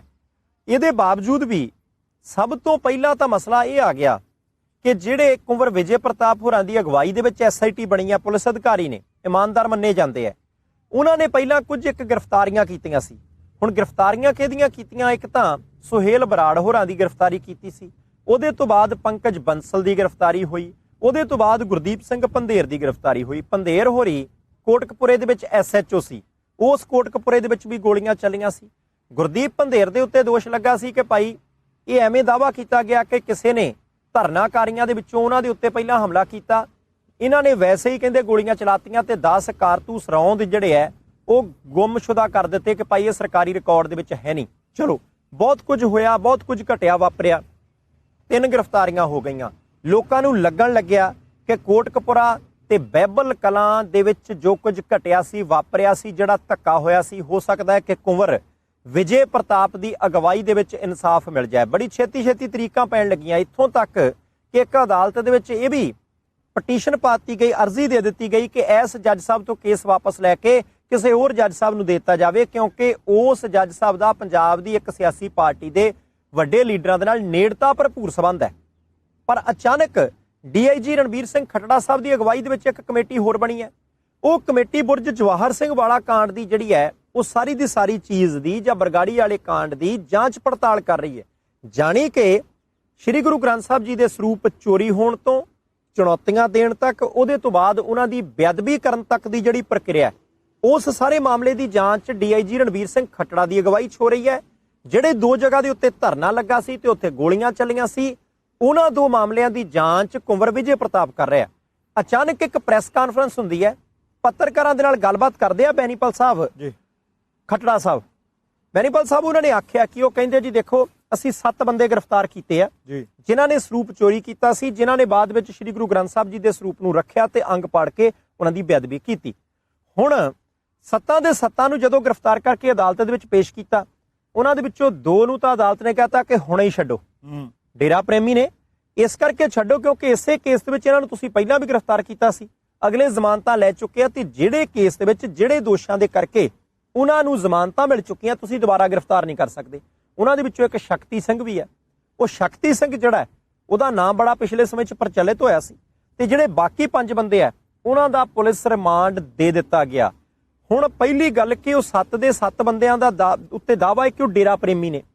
ਇਹ ਵੀ ਗੱਲਾਂ ਬਾਤਾਂ ਚੱਲਦੀਆਂ ਕਿ ਭਾਈ ਹੋ ਸਕਦਾ ਕਿ ਉੱਪਰੋਂ ਥੱਲੇੋਂ ਕਿਤੇ ਹੁਕਮ ਆਇਆ ਤੇ ਉਸ ਹੁਕਮ ਦੇ ਆਧਾਰ ਤੇ ਉੱਤੇ ਗੱਲ ਕੀਤੀ। ਇਹ ਗੱਲ ਤਾਂ ਸਾਰਿਆਂ ਨੂੰ ਪਤਾ ਹੈ ਕਿ ਫਿਲਮ ਬਾਬੇ ਨੇ ਬਣਾਈ ਸੀ, ਰਾਮ ਰਹੀਮ ਨੇ, ਸੁਨਾਰੀਆ ਜੇਲ੍ਹ ਵਾਲੇ ਨੇ, ਰੋਹਤਕ ਜੇਲ੍ਹ ਵਾਲੇ ਨੇ। ਉਹਦੀ ਜਿਹੜੀ ਉਸ ਫਿਲਮ ਦਾ ਵਿਰੋਧ ਸਿੱਖ ਭਾਈਚਾਰੇ ਨੇ ਕੀਤਾ ਤੇ ਉਸ ਵਿਰੋਧ ਦੇ ਕਰਕੇ ਹੋ ਸਕਦਾ ਕਿ ਅਗਲਿਆਂ ਨੇ ਚੁਣੌਤੀ ਦੇਤੀ ਹੋਵੇ। ਪਰ ਇੱਕ ਵਾਰ ਫੇਰ ਭਾਵੇਂ ਉਹ ਬੁਰਜ ਜਵਾਹਰ ਸਿੰਘ ਵਾਲਾ ਕਾਂਡ ਹੈ, ਭਾਵੇਂ ਬਰਗਾੜੀ ਕਾਂਡ ਹੈ, ਉਹਦੀਆਂ ਤਾਰਾਂ ਜਿਸ ਤਰੀਕੇ ਡੇਰਾ ਸਿਰਸਾ ਦੇ ਪ੍ਰੇਮੀਆਂ ਦੇ ਨਾਲ ਜੁੜ ਰਹੀਆਂ, ਲੱਗਦਾ ਕਿ ਮਾਮਲਾ ਦੂਰ ਤੱਕ ਜਾਊ। ਬਾੜ ਸਾਹਿਬ ਇਹ ਗੱਲ ਕਾਫੀ ਅਹਿਮ ਹੈ ਜੀ। ਜਿਹੜੇ 3 ਵਿਅਕਤੀਆਂ ਦੀ ਗ੍ਰਿਫਤਾਰੀ ਹੋਈ ਹੈ, 2 ਤਾਂ ਸਾਜ਼ਿਸ਼ ਘੜਨ ਦੇ ਦੋਸ਼ ਤਹਿਤ ਫੜੇ ਹੋਏ ਆ, ਤੀਜਾ ਤੁਸੀਂ ਦੱਸਿਆ ਕਿ ਕਾਰਤੂਸ ਖੁਰਦ-ਬੁਰਦ ਕਰਨ ਦੇ ਦੋਸ਼ ਦੇ ਇਵਜ਼ ਦੇ ਵਿੱਚ ਇਸ ਵਕਤ ਉਹ ਪੁਲਿਸ ਹਿਰਾਸਤ ਵਿੱਚ ਨੇ ਜੀ। ਦੋਸ਼ੀ ਸਿੱਧ ਹੁੰਦੇ ਨੇ ਨਹੀਂ ਹੁੰਦੇ ਕੰਮ ਕਾਨੂੰਨ ਦਾ ਜੀ। ਹੁਣ 7 ਵਿਅਕਤੀ ਫੜੇ ਜਿਹੜੇ ਡੇਰਾ ਪ੍ਰੇਮੀ ਦੱਸੇ ਜਾ ਰਹੇ ਨੇ, 2 ਨੂੰ ਤਾਂ ਫੌਰੀ ਤੌਰ ਤੇ ਅਦਾਲਤ ਨੇ ਰਾਹਤ ਦੇ ਦਿੱਤੀ ਹੈ ਤੇ 5 ਦੇ ਉੱਤੇ ਕਾਰਵਾਈ ਐਂਡ ਤੱਕ ਅਖੀਰ ਤੱਕ ਜਾ ਕੇ ਉਹ ਦੋਸ਼ੀ ਸਿੱਧ ਹੁੰਦੇ ਨੇ ਜਾਂ ਨਹੀਂ ਹੁੰਦੇ, ਇਹ ਵੀ ਕੰਮ ਅਦਾਲਤ ਦਾ। ਪਰ ਇਹ ਜਿਹੜੀ ਲਾ ਇਨਫੋਰਸਮੈਂਟ ਦੀ ਗੱਲ ਹੈ, ਕਾਨੂੰਨ ਦੀ ਗੱਲ ਹੈ, ਕਿਉਂਕਿ ਹਰ ਇੱਕ ਬੰਦੇ ਨੂੰ ਸਸਪੈਕਟ ਦੇ ਤੌਰ ਤੇ ਦੇਖਿਆ ਜਾਂਦਾ ਹੈ। ਇਹ ਗੱਲ ਯਕੀਨ ਨਾਲ ਨਹੀਂ ਆਖੀ ਜਾ ਸਕਦੀ ਕਿ ਜਿਹੜੇ ਵਿਅਕਤੀਆਂ ਦੀ ਗ੍ਰਿਫਤਾਰੀ ਹੋ ਜਾਂਦੀ ਹੈ ਕਿ ਵਾਕਈ ਉਹ ਦੋਸ਼ੀ ਨੇ। ਇਹ ਕੰਮ ਕਾਨੂੰਨ ਨੇ ਪੜਤਾਲ ਕਰਨੀ ਹੈ, ਪੜਚੋਲ ਕਰਨੀ ਹੈ। ਪਰ ਇੱਕ ਗੱਲ ਹੈ ਕਿ ਜੇਕਰ ਲੜੀਆਂ ਜੋੜੀਏ, ਜਿਸ ਤਰ੍ਹਾਂ ਤੁਸੀਂ ਗੱਲ ਕੀਤੀ ਹੈ ਕਿ ਉਸ ਬਾਬੇ ਦੀ ਫਿਲਮ ਬਣੀ ਜੀ, ਫਿਲਮ ਬਣਨ ਤੋਂ ਬਾਅਦ ਵਿਰੋਧ ਹੋਇਆ। ਦਰਅਸਲ ਫਿਲਮ ਤੋਂ ਜੇ ਆਪਾਂ ਥੋੜਾ ਪਿੱਛੇ ਚਲੇ ਜਾਈਏ ਨਾ, ਵਿਰੋਧ ਤਾਂ ਉਦੋਂ ਤੋਂ ਜਾਰੀ ਹੋ ਗਿਆ, ਸ਼ੁਰੂ ਹੋ ਗਿਆ ਜਦੋਂ ਉਸ ਡੇਰੇ ਦੇ ਵਿੱਚ ਸਵਾਂਗ ਰਚਿਆ ਗਿਆ। ਦਸ਼ਮੇਸ਼ ਪਿਤਾ ਗੁਰੂ ਗੋਬਿੰਦ ਸਿੰਘ ਜੀ ਵਰਗੇ ਬਿਲਕੁਲ ਵਸਤਰ ਪਹਿਨੇ ਗਏ। ਉਸੇ ਤਰਜ਼ ਦੇ ਉੱਤੇ ਜਿਸ ਤਰ੍ਹਾਂ ਅੰਮ੍ਰਿਤ ਛਕਾਉਣ ਵੇਲੇ ਬਾਟਾ ਤਿਆਰ ਕੀਤਾ ਗਿਆ ਸੀ, ਉਸੇ ਤਰ੍ਹਾਂ ਦਾ ਇੱਕ ਉਹਨਾਂ ਨੇ ਵੀ ਕੁਝ ਆਪਣਾ ਤਿਆਰ ਕੀਤਾ। ਇੱਧਰ ਅੰਮ੍ਰਿਤ ਸੀ, ਉਹਨਾਂ ਨੇ ਇੱਕ ਆਪਣੀ ਵੱਖਰਾ ਧਰਮ ਚਲਾਇਆ, ਵੱਖਰਾ ਪੰਥ ਚਲਾਇਆ। ਦੇਖੋ, ਧਰਮ ਦੀ ਆਜ਼ਾਦੀ ਹੈ। ਕੋਈ ਵੀ ਵਿਅਕਤੀ, ਕੋਈ ਵੀ ਵਿਸ਼ੇਸ਼ ਵਿਅਕਤੀ ਕਿਸੇ ਵੀ ਤਰ੍ਹਾਂ ਦੇ ਧਰਮ ਨੂੰ ਮੰਨ ਸਕਦਾ ਹੈ, ਕਿਸੇ ਧਰਮ ਨੂੰ ਛੱਡ ਸਕਦਾ ਹੈ। ਇਹਦੇ ਉੱਤੇ ਕਿਸੇ ਦੀ ਕੋਈ ਪਾਬੰਦੀ ਨਹੀਂ ਹੈ।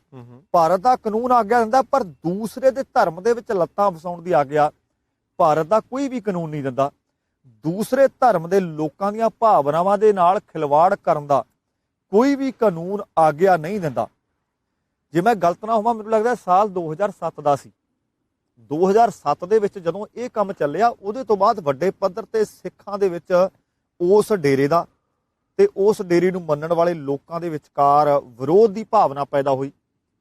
ਉਹਦੇ ਤੋਂ ਬਾਅਦ ਅਕਾਲ ਤਖਤ ਸਾਹਿਬ ਵੱਲੋਂ ਜਦੋਂ ਮੁਆਫੀ ਦੇ ਦਿੱਤੀ ਗਈ, ਉਹਦੇ ਤੋਂ ਬਾਅਦ ਇੱਕ ਵਾਰ ਫਿਰ ਲੋਕਾਂ ਦੀਆਂ ਜਿਹੜੀਆਂ ਭਾਵਨਾਵਾਂ ਭੜਕੀਆਂ।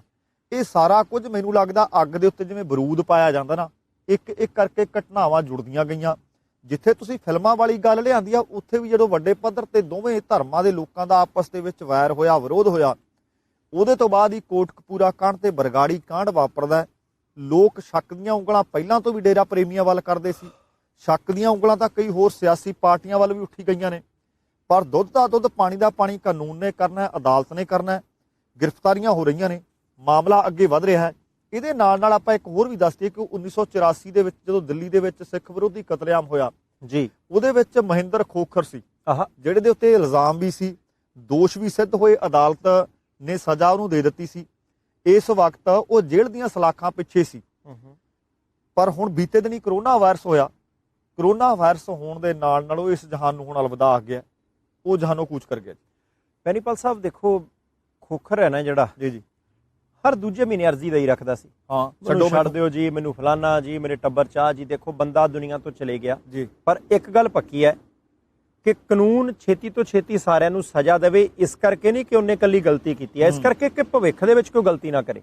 ਹੁਣ ਬੈਨੀਪਾਲ ਸਾਹਿਬ, ਖੋਖਰ ਤੋਂ ਬਿਨਾਂ ਬਹੁਤ ਸਾਰੇ ਖੋਖੇ ਨੇ ਜਿਹੜੇ ਤੁਰੇ ਫਿਰਦੇ ਅਜੇ ਵੀ ਸੜਕਾਂ ਦੇ ਉੱਤੇ। ਕੋਈ ਸੱਜਣ ਵਰਗੇ ਅੰਦਰ ਵੀ ਬੈਠੇ ਆ, ਅੰਦਰ ਵੀ ਬੈਠੇ ਆ। 84 ਵਾਲੇ ਮਸਲੇ ਦੇ ਵਿੱਚ ਅਜੇ ਬਹੁਤ ਸਾਰੇ ਲੋਕਾਂ ਨੂੰ ਸਜ਼ਾਵਾਂ ਮਿਲਣੀਆਂ ਬਾਕੀ ਨੇ। ਅਦਾਲਤਾਂ ਦੇ ਵਿੱਚ ਕੇਸ ਧੱਕੇ ਖਾ ਰਹੇ ਨੇ, ਫਾਈਲਾਂ ਦੇ ਉੱਤੇ ਧੂੜ ਜੰਮੀ ਪਈ ਹੈ।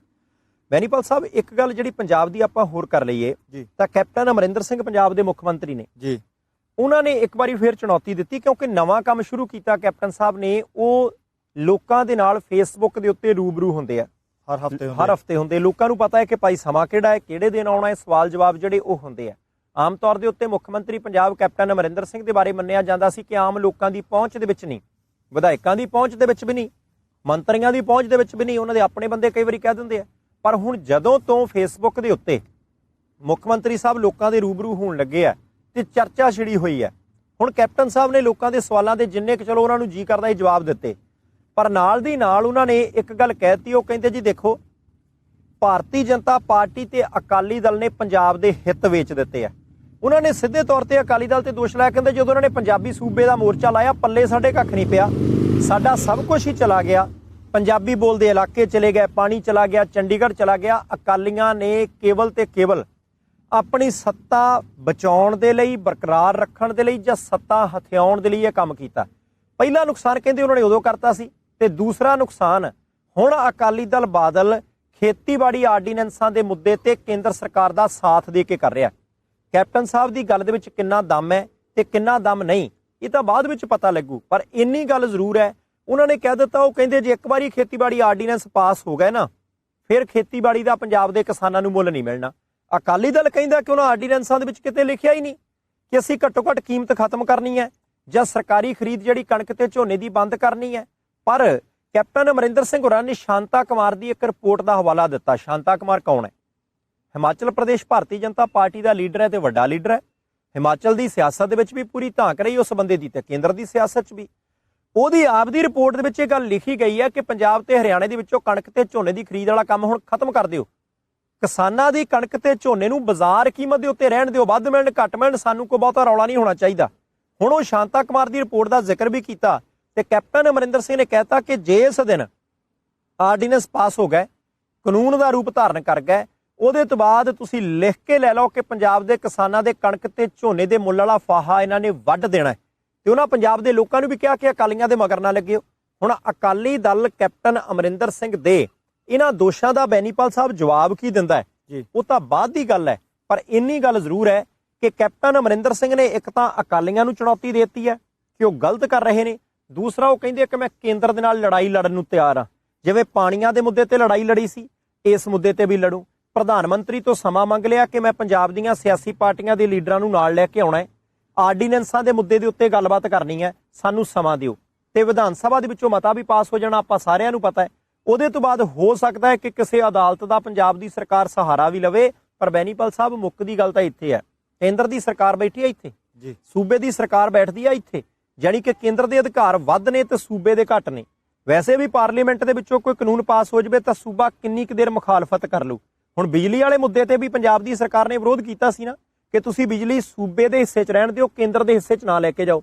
ਉਹ ਕਹਿੰਦੇ ਅੱਛਾ ਅਸੀਂ ਆਪਣੇ ਬੰਦੇ ਭੇਜਾਂਗੇ, ਉਹ ਪੰਜਾਬ ਜਾ ਕੇ ਗੱਲ ਕਰਨਗੇ, ਉਹ ਤੁਹਾਡੀਆਂ ਸਮੱਸਿਆਵਾਂ ਹੱਲ ਕਰਨਗੇ। ਇਦਾਂ ਹੀ ਇਹ ਪ੍ਰਧਾਨ ਮੰਤਰੀ ਸਾਹਿਬ ਕੋਲ ਜਾਣਗੇ ਜਾਂ ਵਿਰੋਧ ਕਰਨਗੇ, ਉਹ ਕਹਿਣਗੇ ਅਸੀਂ ਕਮੇਟੀ ਬਣਾ ਦਿੰਦੇ ਹਾਂ। ਹੋ ਸਕਦਾ ਉਹ ਕਹਿ ਦੇਣ ਕਿ ਭਾਈ ਅਸੀਂ ਆਹ ਖਰੀਦ ਚਾਲੂ ਰੱਖਾਂਗੇ। ਪਰ ਕਿਤੇ ਨਾ ਕਿਤੇ ਇਹ ਗੱਲ ਆਮ ਲੋਕਾਂ ਨੂੰ ਵੀ ਜਾਪਦੀ ਹੈ ਕਿ ਕੇਂਦਰ ਆਪਣਾ ਪੱਖ ਮਜ਼ਬੂਤ ਕਰ ਰਹੀ ਹੈ। ਕੇਂਦਰ ਸੂਬਿਆਂ ਦੇ ਕੋਲੋਂ ਹੌਲੀ ਹੌਲੀ ਅਧਿਕਾਰ ਖੋਹ ਕੇ ਆਪਣੇ ਕੋਲੇ ਲੈ ਕੇ ਜਾ ਰਹੀ ਹੈ। ਤੇ ਸੁਖਾਲਾ ਉਹਨਾਂ ਨੂੰ ਇਸ ਕਰਕੇ ਹੈ ਕਿਉਂਕਿ ਬਹੁਤੇ ਸੂਬਿਆਂ ਦੇ ਵਿੱਚ ਭਾਜਪਾ ਜਾਂ ਉਹਦੇ ਹੱਕ ਦੀਆਂ ਸਰਕਾਰਾਂ। ਜਿਸ ਤਰੀਕੇ ਦੀ ਚੁਣੌਤੀ ਬੈਨੀਪਾਲ ਸਾਹਿਬ ਕੈਪਟਨ ਅਮਰਿੰਦਰ ਸਿੰਘ ਨੇ ਕੇਂਦਰ ਦੀ ਸਰਕਾਰ ਨੂੰ ਦਿੱਤੀ ਹੈ, ਉਹਦੇ ਨਾਲ ਇੱਕ ਤਾਂ ਕੈਪਟਨ ਅਮਰਿੰਦਰ ਸਿੰਘ ਆਪਣਾ ਅਕਸ ਦੁਬਾਰਾ ਪੰਜਾਬ ਦੇ ਲੋਕਾਂ ਦੇ ਹੱਕ ਦੇ ਬੰਦੇ ਦਾ ਬਣਾਉਣਾ ਚਾਹੁੰਦੇ ਆ। ਜਿਵੇਂ ਪਾਣੀਆਂ ਦੇ ਮੁੱਦੇ ਤੇ ਉਹਨਾਂ ਨੇ ਇੱਕ ਵਾਰੀ ਸਮਝੌਤਾ ਰੱਦ ਕਰਕੇ ਆਪਣੇ ਆਪ ਨੂੰ ਪਾਣੀਆਂ ਦਾ ਰਾਖਾ ਜਾਂ ਪੰਜਾਬ ਦਾ ਮਸੀਹਾ ਸਾਬਿਤ ਕਰਨ ਦੀ ਕੋਸ਼ਿਸ਼ ਕੀਤੀ ਸੀ, ਇੱਕ ਵਾਰੀ ਫਿਰ ਉਦਾਂ ਦਾ ਅਕਸ ਚਾਹੁੰਦੇ ਆ। ਪਰ ਸਭ ਤੋਂ ਕਸੂਤੀ ਸਥਿਤੀ ਅਕਾਲੀ ਦਲ ਦੀ ਹੈ। ਅਕਾਲੀ ਦਲ ਕੇਂਦਰ ਦੇ ਨਾਲ ਰਹੇ, ਪੰਜਾਬ ਦੇ ਨਾਲ ਰਹੇ। ਜੇ ਕੇਂਦਰ ਦੇ ਨਾਲ ਰਹਿੰਦਾ ਤਾਂ ਪੰਜਾਬ ਦੇ ਵਿੱਚੋਂ ਮੁਸ਼ਕਲ ਹੋ ਸਕਦੀ ਹੈ, ਪੰਜਾਬ ਦੇ ਨਾਲ ਰਹਿੰਦਾ ਤਾਂ ਫਿਰ ਕੇਂਦਰ ਵਾਲੀ ਕੁਰਸੀ ਦੀ ਔਖੀ ਹੋ ਸਕਦੀ ਹੈ। WhatsApp 3-4 ਗੱਲਾਂ ਇਹਦੇ 'ਚ। ਪਹਿਲੀ ਗੱਲ ਤੇ ਇਹ ਕਿ ਇਹ ਗੱਲ ਮੰਨਣੀ ਪਊ ਕਿ ਭਾਰਤ ਦੀ ਮੋਦੀ ਸਰਕਾਰ ਜਿਹੜਾ ਸੰਘੀ ਢਾਂਚਾ ਉਹਦਾ ਗਲ ਲਗਾਤਾਰ ਘੁੱਟਦੀ ਜਾ ਰਹੀ ਹੈ। ਕੈਪਟਨ ਅਮਰਿੰਦਰ ਸਿੰਘ ਕਿਤੇ ਸਹੀ ਸਟੈਂਡ ਲੈਂਦੇ ਨੇ, ਕਿਤੇ ਗਲਤ ਸਟੈਂਡ ਲੈਂਦੇ ਨੇ, ਪਰ ਜਿਹੜੀ ਆਹ ਗੱਲ ਉਹ ਕਹਿ ਰਹੇ ਨੇ ਕਿ ਸੂਬਿਆਂ ਨੂੰ ਸ਼ਕਤੀਹੀਣ ਕੀਤਾ ਜਾ ਰਿਹਾ, ਇਸ ਦੇ ਵਿੱਚ ਕੋਈ ਅਤਕਥ ਨਹੀਂ। ਦੂਸਰੀ ਤੁਸੀਂ ਗੱਲ ਕੀਤੀ ਹੈ ਕਿ ਸ਼੍ਰੋਮਣੀ ਅਕਾਲੀ ਦਲ ਬੈਕ ਫੁੱਟ ਤੇ ਜਾ ਰਿਹਾ ਹੈ। ਮੈਂ ਇਹ ਮਹਿਸੂਸ ਕਰਦਾ ਕਿ ਸ਼੍ਰੋਮਣੀ ਅਕਾਲੀ ਦਲ ਨੇ ਭਾਵੇਂ ਪੰਜਾਬੀ ਸੂਬੇ ਦਾ ਮੋਰਚਾ ਲਾਇਆ, ਮੈਨੂੰ ਲੱਗਦਾ ਕਿ ਉਹ ਤਾਂ ਬਾਜ਼ੀ ਉਹਨਾਂ ਨੂੰ ਭਾਵੇਂ ਸਿੱਧੀ ਹੋਈ ਪਈ ਜੀ। ਉਹਦੇ ਤੋਂ ਪਹਿਲਾਂ ਸ਼੍ਰੋਮਣੀ ਅਕਾਲੀ ਦਲ ਸਰਕਾਰ ਬਣਾਉਣਾ ਚਾਹੁੰਦੀ ਸੀ, ਪਰ ਬਣ ਨਹੀਂ ਸੀ ਸਕਦੀ, ਭਾਵੇਂ ਸੂਬਾ 3 ਹਿੱਸਿਆਂ ਦੇ ਵਿੱਚ ਵੰਡਿਆ ਗਿਆ। ਪਰ ਉਹਦੇ ਤੋਂ ਬਾਅਦ ਵੀ ਇਹ ਤਰਾਸਦੀ ਆਖੀ ਜਾ ਸਕਦੀ ਹੈ ਕਿ ਸ਼੍ਰੋਮਣੀ ਅਕਾਲੀ ਦਲ ਨੂੰ ਜੇਕਰ ਸਰਕਾਰ ਬਣਾਉਣ ਦੀ ਜ਼ਰੂਰਤ ਪੈਂਦੀ ਰਹੀ ਜੀ, ਫਿਰ ਵੀ ਉਹਨੂੰ ਕਿਸੇ ਨਾ ਕਿਸੇ ਹੋਰ ਸਹਿਯੋਗੀ ਪਾਰਟੀ ਦਾ ਸਹਿਯੋਗ ਲੈਣਾ ਪੈਂਦਾ ਰਿਹਾ। ਹੁਣ ਤੱਕ ਬਹੁਤੀਆਂ ਸਰਕਾਰਾਂ ਗੱਠਜੋੜ ਦੀਆਂ ਹੀ ਬਣਾਉਂਦੇ ਰਹੇ, ਪਰ ਪਿਛਲੇ ਕੁਝ ਕੁ ਸਮੇਂ ਤੋਂ ਆਪਾਂ 5-7 ਸਾਲ ਤੋਂ ਦੇਖਦੇ ਹਾਂ, ਜੇ ਇਹ ਆਖ ਦਿੰਦੇ ਹਾਂ ਕਿ ਜਦੋਂ ਤੋਂ ਸਿਰਸੇ ਵਾਲੇ ਬਾਬੇ ਨਾਲ ਉਹਨਾਂ ਦਾ ਪੰਗਾ ਜਾ ਪਿਆ, ਉਹਦੇ ਤੋਂ ਬਾਅਦ ਜਦੋਂ ਦੀ ਕਲੀਨ ਚਿੱਟ ਦਿੱਤੀ ਆ, ਉਹਦੇ ਤੋਂ ਬਾਅਦ ਜਦੋਂ ਤੋਂ ਬਰਗਾੜੀ ਕਾਂਡ ਹੋ ਗਿਆ, ਉਹਦੇ ਤੋਂ ਬਾਅਦ ਜਦੋਂ ਤੋਂ ਕੋਟਕਪੂਰਾ ਕਾਂਡ ਹੋ ਗਿਆ, ਉਹਦੇ ਤੋਂ ਬਾਅਦ ਲਗਾਤਾਰ ਸ਼੍ਰੋਮਣੀ ਅਕਾਲੀ ਦਲ ਦੇ ਵੋਟ ਬੈਂਕ ਨੂੰ ਖੋਰਾ ਲੱਗਦਾ ਰਿਹਾ। ਹੁਣ ਪਿਛਲੀ ਵਿਧਾਨ ਸਭਾ ਚੋਣ ਦੇ ਵਿੱਚ ਵੀ ਜਿਸ ਤਰ੍ਹਾਂ ਦਾ ਹਾਸ਼ਰ ਸ਼੍ਰੋਮਣੀ ਅਕਾਲੀ ਦਲ ਦਾ ਹੋਇਆ, ਉਹ ਤਾਂ ਵਾਅਦਾ ਕਰਦੇ ਸੀ ਕਿ 25 ਸਾਲ ਅਸੀਂ ਪੰਜਾਬ ਤੇ ਰਾਜ ਕਰਾਂਗੇ, ਪਰ 25 ਸਾਲ ਰਾਜ ਕਰਨ ਵਾਲੇ ਦੇ ਦਾਅਵੇ ਕਰਨ ਵਾਲੀ ਪਾਰਟੀ ਨੂੰ 25 ਸੀਟਾਂ ਵਿਧਾਨ ਸਭਾ ਦੀਆਂ ਮਿਲ ਨਾ ਸਕੀਆਂ। ਹੁਣ ਆਰਡੀਨੈਂਸ ਦੇ ਮੁੱਦੇ ਦੇ ਉੱਤੇ ਭਾਵੇਂ ਉਹ ਮੰਨਣ ਭਾਵੇਂ ਨਾ ਮੰਨਣ, ਉਹਨਾਂ ਨੇ ਆਪਣੀ ਹਮਾਇਤੀ ਪਾਰਟੀ, ਜਿਸ ਦੇ ਵਿੱਚ ਕੇਂਦਰ ਦੇ ਵਿੱਚ ਬੀਬਾ ਹਰਸਿਮਰਤ ਕੌਰ ਬਾਦਲ ਕੇਂਦਰੀ ਮੰਤਰੀ ਵੀ ਨੇ, ਭਾਵੇਂ ਇਸ ਕਰਕੇ, ਪਰ ਪੰਜਾਬ ਦੇ ਕਿਸਾਨ ਦੇ ਹਿੱਤਾਂ ਦੀ ਗੱਲ ਹੈ, ਜਿਹੜੀ ਪੰਜਾਬ ਦੇ ਕਿਸਾਨੀ ਦੇ ਨਾਲ ਜੁੜੀ ਹੋਈ ਗੱਲ ਹੈ, ਜਿਹੜੀ ਇਹ ਆਰਡੀਨੈਂਸ ਨੂੰ ਲੈ ਕੇ ਬਾਕੀ ਸਾਰੀਆਂ ਸਿਆਸੀ ਧਿਰਾਂ ਇੱਕਮਿਕ ਸਿਰਫ ਤੇ ਸਿਰਫ ਪੰਜਾਬ ਭਾਜਪਾ ਨੇ ਅਤੇ ਪੰਜਾਬ ਦੀ ਅਕਾਲੀ ਦਲ ਨੇ ਸਿਰਫ ਤੇ ਸਿਰਫ ਇਸ ਆਰਡੀਨੈਂਸ ਦਾ ਸਮਰਥਨ ਨਹੀਂ ਕੀਤਾ। ਤੇ ਇੱਕ ਗੱਲ ਹੋਰ, ਇਹ ਗੱਲ ਮੰਨਣੀ ਪਊਗੀ, ਜਦੋਂ ਪਹਿਲੀ ਪਾਰੀ ਖੇਡੀ ਆ ਕੈਪਟਨ ਅਮਰਿੰਦਰ ਸਿੰਘ ਨੇ ਮੁੱਖ ਮੰਤਰੀ ਵਜੋਂ, ਉਦੋਂ ਇਹ ਆਮ ਦੋਸ਼ ਲੱਗਦੇ ਰਹੇ ਤੇ ਉਹਨਾਂ ਦੇ ਚੁਣੇ ਹੋਏ ਜਿਹੜੇ ਵਿਧਾਇਕ ਸੀ ਉਹ ਵੀ ਕਹਿੰਦੇ ਰਹੇ ਕਿ ਜੇਕਰ ਮੁੱਖ ਮੰਤਰੀ ਕੈਪਟਨ ਅਮਰਿੰਦਰ ਸਿੰਘ ਨੂੰ ਮਿਲਣਾ ਕੋਈ ਸੁਖਾਲਾ ਨਹੀਂ। ਹੁਣ ਵੀ ਲਗਭਗ ਖਬਰਾਂ ਤਾਂ ਇਸੇ ਤਰ੍ਹਾਂ ਦੀਆਂ ਸਨ, ਪਰ ਜਿਹੜਾ ਫੇਸਬੁੱਕ ਤੇ ਲਾਈਵ ਹੋ ਕੇ ਹਫ਼ਤਾਵਾਰੀ ਲੋਕਾਂ ਨੂੰ ਉਹ ਸੰਬੋਧਨ ਕਰਦੇ ਨੇ, ਮੈਨੂੰ ਨਹੀਂ ਪਤਾ ਕਿ ਸਵਾਲਾਂ ਦੇ ਕਿੰਨੇ ਆਖਦੇ ਉਹ ਜਵਾਬ ਦਿੰਦੇ ਹੋਣਗੇ। ਤੁਸੀਂ ਇੰਟਰਵਿਊ ਉਹਨਾਂ ਨਾਲ ਕਰ ਚੁੱਕੇ ਹੋ, ਇਹ ਗੱਲ ਤੁਸੀਂ ਦੱਸ ਦਿਓ ਕਿ ਜਿਹੜੇ ਸਵਾਲ ਦਾ ਜਵਾਬ ਮੰਗਦੇ ਆ ਕਿ ਉਹ ਸਹੀ ਦੇ ਦਿੰਦੇ ਨੇ ਜਾਂ ਗੋਲ-ਮੋਲ ਗੱਲ ਕਰਦੇ ਆ। ਪਰ ਇਹ ਗੱਲ ਵਧੀਆ ਹੈ, ਭਾਵੇਂ ਪੰਜਾਬ ਦੇ ਹਿੱਤਾਂ ਦੀ ਗੱਲ ਕਰਦੇ ਆ, ਭਾਵੇਂ ਉਹ ਆਪਣੀ ਗੱਲਬਾਤ ਜਿਹੜੀ ਲੋਕਾਂ ਨੂੰ ਦੱਸਣੀ ਚਾਹੁੰਦੇ ਆ ਉਹਦੇ ਕਰਕੇ ਲਾਈਵ ਹੁੰਦੇ ਆ, ਕੁਛ ਨਾ ਕੁਛ ਤਾਂ ਲੋਕਾਂ ਦੇ ਨਾਲ ਸਿੱਧੀ ਸਾਂਝ ਬਣਦੀ ਹੈ। ਇਹ ਇੱਕ ਚੰਗਾ ਕਦਮ ਹੈ, ਭਾਵੇਂ ਅਗਲੀ ਸਰਕਾਰ ਫਿਰ ਕੈਪਟਨ ਦੀ ਬਣੇ, ਭਾਵੇਂ ਆਪ ਦੀ ਬਣੇ, ਭਾਵੇਂ ਅਕਾਲੀਆਂ ਦੀ ਬਣੇ ਜਾਂ ਕਿਸੇ ਦੀ ਹੋਰ ਦੀ ਬਣੇ, ਇਹ ਕਵਾਇਦ ਮੈਨੂੰ ਲੱਗਦਾ ਜਾਰੀ ਰਹਿਣੀ ਚਾਹੀਦੀ ਹੈ। ਬੈਨੀਪਾਲ ਸਾਹਿਬ, ਤੁਸੀਂ ਮੈਨੂੰ ਇੱਕ ਗੱਲ ਦੱਸੋ ਜੀ, ਜੇ ਮੇਰਾ ਘਰੇ ਜੀ ਕਿ ਮੈਂ ਰੋਟੀਆਂ 2 ਰੱਖੀਆਂ ਹੁਣ ਹੱਥ ਤੇ ਜੀ, ਉੱਪਰ ਹੋਵੇ ਨਿੰਬੂ ਦਾ ਅਚਾਰ, ਆਹ ਚਾਹ ਦਾ ਗਲਾਸ ਹੋਵੇ ਨਾਲ, ਇੱਥੇ ਘਰ ਬਹਿ ਕੇ ਗੱਲਾਂ ਇਸ ਵੇਲੇ ਨਾ ਕਰੋ, ਮੈਂ ਭੁੱਖ ਲੱਗੀ ਹੋਈ ਹੈ। ਸੱਚੀ ਭੁੱਖ ਤਾਂ ਲੱਗੀ ਹੈ ਇੱਥੇ। ਜਦੋਂ ਖਾਣ ਪੀਣ ਦੀਆਂ ਬੰਦਾ ਗੱਲਾਂ ਕਰ ਲੈਂਦੇ ਭੁੱਖ ਹੋਰ ਲੱਗ ਜਾਂਦੀ ਹੈ। ਨਹੀਂ, ਮੈਂ ਦੇਖਦਾ ਸੀਗਾ ਕਿ ਆਪਾਂ ਇੱਥੇ ਘਾਹ ਤੇ ਬਹਿ ਕੇ ਖਾ ਸਕਦੇ ਹਾਂ। ਬਿਲਕੁਲ ਖਾ ਸਕਦੇ ਹਾਂ, ਖਾਵਾਂਗੇ ਵੀ। ਦੇਖੋ, ਉਹ ਜਿਹੜਾ ਨਿੰਬੂ ਦਾ ਅਚਾਰ ਹੁੰਦਾ ਨਾ, ਜਦੋਂ ਤਾਂ ਨਵਾਂ ਕੱਢੀ ਦਾ ਵਰਤਮਾਨ ਦੇ ਵਿੱਚੋਂ, ਉਦੋਂ ਉਹਨੂੰ ਲਾਉਣ ਦੀ ਪ੍ਰਕਿਰਿਆ ਹੋ ਹੁੰਦੀ, ਜਦੋਂ ਥੱਲੇ ਛਿੱਲ ਜੀ ਰਹਿ ਜਾਂਦੀ ਨਾ, ਉਦੋਂ ਕਈ ਬੰਦੇ ਦੌੜਦੇ ਹੁੰਦੇ ਕਿ ਛਿੱਲ ਜੀ ਮੈਂ ਖਾਣੀ ਆ ਭਾਈ, ਉਹਦਾ ਸਵਾਦ ਹੀ ਵੱਖਰਾ ਹੁੰਦਾ। ਹੁਣ ਮੇਰਾ ਜੀ ਕਰਦਾ ਹੈ ਕਿ ਆਪਾਂ ਫੋਕਸ ਕਰਦੇ ਹੋਈਏ, ਫੋਕਸ ਕਰਨ ਤੋਂ ਬਾਅਦ ਕੁਰਸੀਆਂ ਪਰੇ ਕਰ ਦਈਏ, ਘਾਹ ਤੇ ਬੈਠੀਏ, 2 ਖਾ ਕੇ ਰੋਟੀਆਂ, ਸਟੀਲ ਦਾ ਗਲਾਸ ਹੋਵੇ ਚਾਹ ਦਾ, ਤੇ ਮੁੜ ਕੇ ਇੱਥੇ ਘਾਹ ਦੇ ਉੱਤੇ 15 ਮਿੰਟ ਲੇਟੀਆਂ ਜੀਆਂ ਮਾਰੀ, ਲੇਟੀਆਂ ਵੱਜੀ ਜਾਂਦੀਆਂ, ਆਲੇ-ਦੁਆਲੇ ਦੇਖਦੇ ਬਹੁਤ ਸਾਰੇ ਲੋਕ ਲੇਟੀਆਂ ਮਾਰੀ ਜਾਂਦੇ ਆ ਬੰਦੇ। ਚਲੋ ਹੁਣ ਬੈਨੀਪਾਲ ਸਾਹਿਬ, ਦੂਸਰੀ ਗੱਲ ਇਹ ਜੀ, ਕਈ ਵਾਰੀ ਨਾ ਐਵੇਂ ਗੱਲਾਂ ਬਾਤਾਂ ਨਹੀਂ ਚੱਲਦੀਆਂ ਰਹਿੰਦੀਆਂ ਜੀ। ਗੱਲਾਂ ਬਾਤਾਂ ਕੀ ਚੱਲਦੀਆਂ ਹੁੰਦੀਆਂ ਕਿ ਜੀ ਭਾਰਤ ਅਨੇਕਤਾ ਚ ਏਕਤਾ ਦੀ ਗੱਲ ਹੈ, ਕਿ ਜੋ ਉੱਥੇ ਯੂਪੀ ਚ ਕੋਈ ਹੋਰ ਭਾਸ਼ਾ ਹੈ, ਪੰਜਾਬ ਚ ਕੋਈ ਹੋਰ ਭਾਸ਼ਾ ਹੈ, ਕਿਸੇ ਤਰੀਕੇ ਕੋਈ ਹੋਰ ਹੈ। ਮੈਨੂੰ ਲੱਗਦਾ ਕਿ ਪੰਜਾਬ, ਯੂਪੀ, ਪੰਜਾਬ, ਤਾਮਿਲਨਾਡੂ ਫਰਕ ਕੋਈ ਨਹੀਂ ਜੀ। ਉਹਦਾ ਕਾਰਨ ਕੀ ਹੈ? ਉਹਦਾ ਕਾਰਨ ਇਹ ਹੈ ਕਿ ਪੰਜਾਬ ਦੇ ਮਾਝੇ ਵਾਲੇ ਖੇਤਰ ਦੇ ਵਿੱਚ ਨਾ ਇੱਕ ਲੱਗੀ ਸੀ ਪਿਛਲੇ ਸਮੇਂ ਦੇ ਵਿੱਚ ਪਟਾਕੇ ਵਾਲੀ ਫੈਕਟਰੀ ਨੂੰ ਅੱਗ, ਬਿਲਕੁਲ ਵੱਡੇ ਹੋਏ ਸੀ ਧਮਾਕੇ, ਲੋਕਾਂ ਦੀ ਗਈ ਸੀ ਜਾਨ। ਉਹਦੇ ਤੋਂ ਬਾਅਦ ਕਮੇਟੀ ਬਣੀ, ਪਤਾ ਨਹੀਂ ਕਿਤੇ ਕਿੰਨੀ ਕੁ ਕਾਰਵਾਈ ਹੋਈ, ਸਾਨੂੰ ਵੀ ਚੇਤਾ ਭੁੱਲ ਗਿਆ, ਪੰਜਾਬ ਦੇ ਲੋਕਾਂ ਨੂੰ ਵੀ ਚੇਤਾ ਭੁੱਲ ਗਿਆ, ਸਰਕਾਰਾਂ ਨੂੰ ਵੀ ਭੁੱਲ ਭਾਲੀ ਗਿਆ ਹੋਣਾ। ਚੇਤਾ ਤਾਂ ਉਹਨਾਂ ਨੂੰ ਹੋਣਾ ਜਿਨ੍ਹਾਂ ਦੇ ਪਰਿਵਾਰਾਂ ਦੇ ਜੀ ਮਾਰੇ ਗਏ। ਹੁਣ ਯੂਪੀ ਸਾਡੇ ਤੋਂ ਵੱਖਰਾ ਕਿਵੇਂ ਹੈ? ਯੋਗੀ ਆਦਿੱਤਿਆਨਾਥ ਸਾਹਿਬ ਦੀ ਸਰਕਾਰ ਹੈ, ਲੋਕਾਂ ਦੇ ਚੁਣੇ ਹੋਏ ਨੁਮਾਇੰਦੇ ਨੇ, ਬਹੁਤ ਵੱਡਾ ਬਹੁਮਤ ਮਿਲਿਆ, ਪਰ ਉੱਥੇ ਇੱਕ ਪਟਾਕਿਆਂ ਵਾਲੀ ਫੈਕਟਰੀ ਨੂੰ ਅੱਗ ਲੱਗੀ ਹੈ। ਪਟਾਕੇ ਬਣਦੇ ਸੀ ਛੋਟੇ, ਹੁਣ ਉਹ ਗਾਜ਼ੀਆਬਾਦ ਵਾਲਾ ਇਲਾਕਾ ਹੈ, ਹੁਣ ਉੱਥੇ ਪਟਾਕਿਆਂ ਵਾਲੀ ਫੈਕਟਰੀ ਨੂੰ ਅੱਗ ਲੱਗੀ ਤਾਂ ਅੱਧੀ ਦਰਜਨ ਤੋਂ ਵੱਧ ਬੰਦੇ ਮਾਰੇ ਜਾ ਚੁੱਕੇ ਆ। ਅਜੇ ਕਈ ਬੰਦੇ ਫੈਕਟਰੀ ਦੇ ਅੰਦਰ ਦੱਬੇ ਹੋਏ ਸੀ, ਕਈ ਬੰਦੇ ਜ਼ਖਮੀ ਸੀ। ਅਸੀਂ ਉਮੀਦ ਕਰਦੇ ਹਾਂ ਕਿ ਸਾਰੇ ਬੰਦੇ ਠੀਕ ਠਾਕ ਰਹਿਣ। ਹੁਣ ਅਸੀਂ ਕਿਵੇਂ ਕਹੀਏ ਕਿ ਪੰਜਾਬ ਤੇ ਯੂਪੀ 'ਚ ਫਰਕ ਹੈ? ਨਾ, ਸਾਡਾ ਸੰਵਿਧਾਨ ਇੱਕ ਹੈ, ਸਾਡੇ ਨਿਯਮ ਇੱਕ ਨੇ, ਸਾਡੇ ਲੀਡਰਾਂ ਦੇ ਕੰਮਕਾਰ ਕਰਨ ਦੇ ਢੰਗ ਅੱਡ ਨੇ। ਹੁਣ ਪੰਜਾਬ ਦੇ ਵਿੱਚ ਵੀ ਕਈ ਵਾਰੀ ਲੀਡਰ ਕਹਿੰਦੇ ਹੁੰਦੇ ਸੀ ਇੱਥੇ ਜੀ ਅਸੀਂ ਮਹਾਰਾਜਾ ਰਣਜੀਤ ਸਿੰਘ ਵਰਗਾ ਰਾਜ ਦੇਣਾ ਹੈ, ਕੋਈ ਕਹਿੰਦੇ ਹੁੰਦੇ ਸੀ ਅਸੀਂ ਜੀ ਇੱਥੇ ਅਮਨ ਤੇ ਕਾਨੂੰਨ ਦਾ ਰਾਜ ਦੇਣਾ ਹੈ। ਕਿੰਨਾ ਕੁ ਮਹਾਰਾਜਾ ਰਣਜੀਤ ਸਿੰਘ ਵਰਗਾ ਰਾਜ ਮਿਲਿਆ, ਕਿੰਨਾ ਕੁ ਅਮਨ ਤੇ ਕਾਨੂੰਨ ਵਾਲਾ ਰਾਜ ਮਿਲਿਆ, ਉਹ ਭਾਈ ਬੰਧੂ ਉਹ ਟਿੱਪਣੀਆਂ ਤੁਸੀਂ ਕਰ ਜ਼ਰੂਰ ਦਿਓ।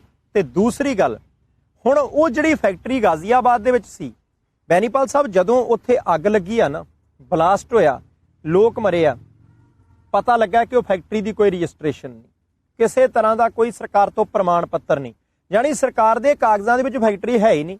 ਫਿਰ ਜਿਹੜੀ ਫੈਕਟਰੀ ਦਾ ਸਰਕਾਰ ਨੂੰ ਪਤਾ ਹੀ ਨਹੀਂ, ਬੈਨੀਪਾਲ ਸਾਹਿਬ, ਉਹਦਾ ਦੋਸ਼ ਸਰਕਾਰ ਦੇ ਉੱਤੇ ਕਿੱਦਾਂ? ਦੂਸਰੀ ਗੱਲ ਕਿ ਉਹ ਰਹਿਸ਼ੀ ਖੇਤਰ ਦੇ ਵਿੱਚ ਸੀ ਜੀ। ਤੇ ਜਦੋਂ ਲੋਕਾਂ ਤੋਂ ਪਤਾ ਕੀਤਾ, ਉਹ ਕਹਿੰਦੇ 20 ਦਿਨ ਪਹਿਲਾਂ ਤਾਂ ਛਾਪਾ ਪਿਆ, ਜਾਣੀ ਕਿ ਸਰਕਾਰ ਦੇ ਬੰਦਿਆਂ ਨੂੰ ਪਤਾ ਲੱਗਾ ਕਿ ਉੱਥੇ ਪਟਾਕੇ ਬਣਦੇ ਆ, ਰਹਿਸ਼ੀ ਖੇਤਰ 'ਚ ਬਣ ਨਹੀਂ ਸਕਦੇ, ਆਏ ਹੋਣੇ ਆ। ਚਾਹੀਦਾ ਤਾਂ ਸੀ ਕਿ ਬੰਦ ਕਰਾਉਂਦੇ ਫੈਕਟਰੀ, ਸਾਰਾ ਜਿਹੜਾ ਵਿਸਫੋਟਕ ਪਦਾਰਥ ਹੈ ਉੱਥੋਂ ਬਾਹਰ ਕੱਢ ਦੇ। ਚਾਹ ਪਾਣੀ ਦਾ ਪਹਿਲਾਂ ਜ਼ਿਕਰ ਤੁਸੀਂ ਕੀਤਾ ਹੀ ਹੈ। ਚਲੋ ਮੈਂ ਦੇਖੋ ਇਦਾਂ ਆਪਾਂ ਗੱਲ ਕਿਸੇ ਤੇ ਦੋਸ਼ ਲਾਉਂਦੇ ਚੰਗੇ ਥੋੜੇ ਲੱਗਦੇ, ਦੋਸ਼ ਥੋੜੀ ਲਾਇਆ, ਮੈਂ ਕਹਿੰਦਾ ਵੀ ਚਾਹ ਪਾਣੀ ਦਾ ਜ਼ਿਕਰ ਕੀਤਾ ਵੀ ਪੀਵਾਂਗੇ ਵੀ। ਦੇਖੋ ਢਿੱਡ ਸਾਰਿਆਂ ਨੂੰ ਲੱਗਾ, ਸਰਕਾਰੀ ਬੰਦਿਆਂ ਨੂੰ ਕਿਹੜਾ ਢਿੱਡ ਨਹੀਂ ਲੱਗਾ, ਉਹਨਾਂ ਦੇ ਕਿਹੜਾ ਨਿੱਕੇ ਨਿਆਣੇ ਨੇ ਹੁੰਦੇ ਇੱਕ ਢਿੱਡ, ਥੋੜਾ ਵੱਡਾ ਲਾ ਲਓ, ਸਾਈਜ਼ ਦਾ ਫਰਕ ਹੁੰਦਾ ਕਿ ਯਾਰੀ ਨਾ, ਸਾਰਿਆਂ ਦੇ ਨਹੀਂ ਪਰ ਕਿਸੇ ਕਿਸੇ ਦੇ। ਹੁਣ ਉਹ ਬੰਦੇ ਆਏ, ਛਾਪਾ ਉੱਥੇ ਵੱਜਾ, ਛਾਪਾ ਮਾਰਨ ਤੋਂ ਬਾਅਦ ਫੈਕਟਰੀ ਉਦਾਂ ਦੀ ਉਦਾਂ ਚੱਲੀ ਗਈ। ਇਹਦਾ ਮਤਲਬ ਹੈ ਕਿ ਜੇ ਯੋਗੀ ਆਦਿੱਤਿਆਨਾਥ ਸਾਹਿਬ ਦੀ ਸਰਕਾਰ ਦੇ ਸਰਕਾਰੀ ਅਧਿਕਾਰੀਆਂ ਨੇ ਠੋਕ ਕੇ ਕੀਤੀ ਹੁੰਦੀ ਕਾਰਵਾਈ, ਫੈਕਟਰੀ ਕਰਾਈ ਹੁੰਦੀ ਬੰਦ, ਤਾਂ ਅੱਜ ਅੱਧੀ ਦਰਜਨ ਤੋਂ ਵੱਧ ਲੋਕ ਜਿਹੜੇ ਉਸ ਪਟਾਕਾ ਫੈਕਟਰੀ ਦੇ ਧਮਾਕੇ ਦੇ ਕਰਕੇ ਮਾਰੇ ਗਏ ਆ, ਬੈਨੀਪਾਲ ਸਾਹਿਬ, ਉਹ ਜਿਉਂਦੇ ਹੋਣੇ ਸੀ, ਉਹਨਾਂ ਦੇ ਪਰਿਵਾਰਾਂ ਦੇ ਵਿੱਚ ਮਾਤਮ ਨਹੀਂ ਸੀ ਹੋਣਾ, ਉਹਨਾਂ ਦੇ ਪਰਿਵਾਰਾਂ ਦੇ ਵਿੱਚ ਖੁਸ਼ੀਆਂ ਹੋਣੀਆਂ ਸੀ। ਦੂਸਰੀ ਗੱਲ, ਦੇਖੋ ਕਿੱਦਾਂ ਲੋਕਾਂ ਨੂੰ ਘਰਾਂ ਦੇ ਵਿੱਚ ਮੌਤ ਵੰਡੀ ਜਾਂਦੇ ਆ। ਇਹ ਗੱਲ ਖਬਰ ਇਸ ਕਰਕੇ ਕਰਨੀ ਜ਼ਰੂਰੀ ਹੈ ਕਿਉਂਕਿ ਬੜੀ ਛੇਤੀ ਕੁਝ ਇਦਾਂ ਦੇ ਤਿਉਹਾਰ ਆ ਜਾਣੇ ਆ ਜਿੱਥੇ ਪਟਾਕੇ ਚਲਾਏ ਜਾਂਦੇ ਆ, 4-5 ਮਹੀਨੇ ਪਹਿਲਾਂ ਤਿਆਰੀਆਂ ਸ਼ੁਰੂ ਹੋ ਜਾਂਦੀਆਂ। ਮੌਤ ਘਰਾਂ ਦੇ ਵਿੱਚ ਕਿੱਦਾਂ ਵੰਡੀ ਜਾ ਰਹੀ ਆ, ਲੋਕ ਅਵੇਅਰ ਹੁਣ, ਜਾਗਰੂਕ ਹੋਣ। ਉਹ ਕੀ ਕਰਦੇ ਸੀ ਕਿ ਫੈਕਟਰੀ ਦੇ ਵਿੱਚ ਮਜ਼ਦੂਰਾਂ ਦੇ ਬੈਠਣ ਦਾ ਬਹੁਤਾ ਥਾਂ ਨਹੀਂ ਸੀ, ਘਰਾਂ ਦੇ ਵਿੱਚ ਹੀ ਲੋਕਾਂ ਨੂੰ ਥੋੜਾ ਬਰੂਦ ਦਿੰਦੇ, ਤੁਸੀਂ ਇਦਾਂ ਭੈਕ ਕਰਕੇ ਭਰ ਕੇ ਸਾਨੂੰ ਦੇ ਜਿਓ ਜੀ। ਘਰਾਂ ਦੇ ਵਿੱਚ ਹੀ ਮੌਤ ਵੰਡੀ ਜਾਂਦੇ ਆ, ਘਰਾਂ ਦੇ ਵਿੱਚ ਹੀ ਬੰਬ ਵੰਡੀ ਜਾਂਦੇ ਆ। ਤੇ ਸਾਡੇ ਲੀਡਰਾਂ ਨੂੰ, ਸਾਡੀਆਂ ਸਰਕਾਰਾਂ ਨੂੰ, ਸਾਡੇ ਪ੍ਰਸ਼ਾਸਨਿਕ ਅਧਿਕਾਰੀਆਂ ਨੂੰ ਪਤਾ ਕਿਉਂ ਨਹੀਂ ਲੱਗਦਾ? ਭਾਵੇਂ ਪੰਜਾਬ ਹੋਵੇ, ਕਦੇ ਹਰਿਆਣੇ 'ਚ ਪਟਾਕਾ ਫੈਕਟਰੀ ਫੜੀ ਜਾਂਦੀ ਆ, ਕਦੇ ਉੱਥੇ ਬਲਾਸਟ ਹੁੰਦਾ, ਕਦੇ ਯੂਪੀ 'ਚ ਬਲਾਸਟ ਹੁੰਦਾ, ਅਸੀਂ ਜਾਣੇ ਕਿੱਧਰ ਨੂੰ ਆ। ਵੈਸੇ ਵੀ ਬੈਨੀਪਾਲ ਸਾਹਿਬ, ਮੈਨੂੰ ਉਹ ਦਿਨ ਚੇਤਾ ਹੈ, ਸਾਡੇ ਪ੍ਰਾਈਮ ਏਸ਼ੀਆ ਟੀਵੀ ਦੇ ਦਰਸ਼ਕਾਂ ਨੂੰ ਵੀ ਚੇਤਾ ਹੋਣਾ ਹੈ, ਜਦੋਂ ਯੋਗੀ ਆਦਿੱਤਿਆਨਾਥ ਸਾਹਿਬ ਮੁੱਖ ਮੰਤਰੀ ਬਣੇ। ਸਾਰੇ ਕਹਿੰਦੇ ਸੀ ਮੋਦੀ ਸਾਹਿਬ ਤੋਂ ਬਾਅਦ ਦੇਸ਼ ਦਾ ਅਗਲਾ ਪ੍ਰਧਾਨ ਮੰਤਰੀ ਜੇ ਬੀਜੇਪੀ ਦੀ ਕਦੇ ਸਰਕਾਰ ਬਣੀ ਤਾਂ ਯੋਗੀ ਆਦਿੱਤਿਆਨਾਥ ਹੋ ਸਕਦਾ।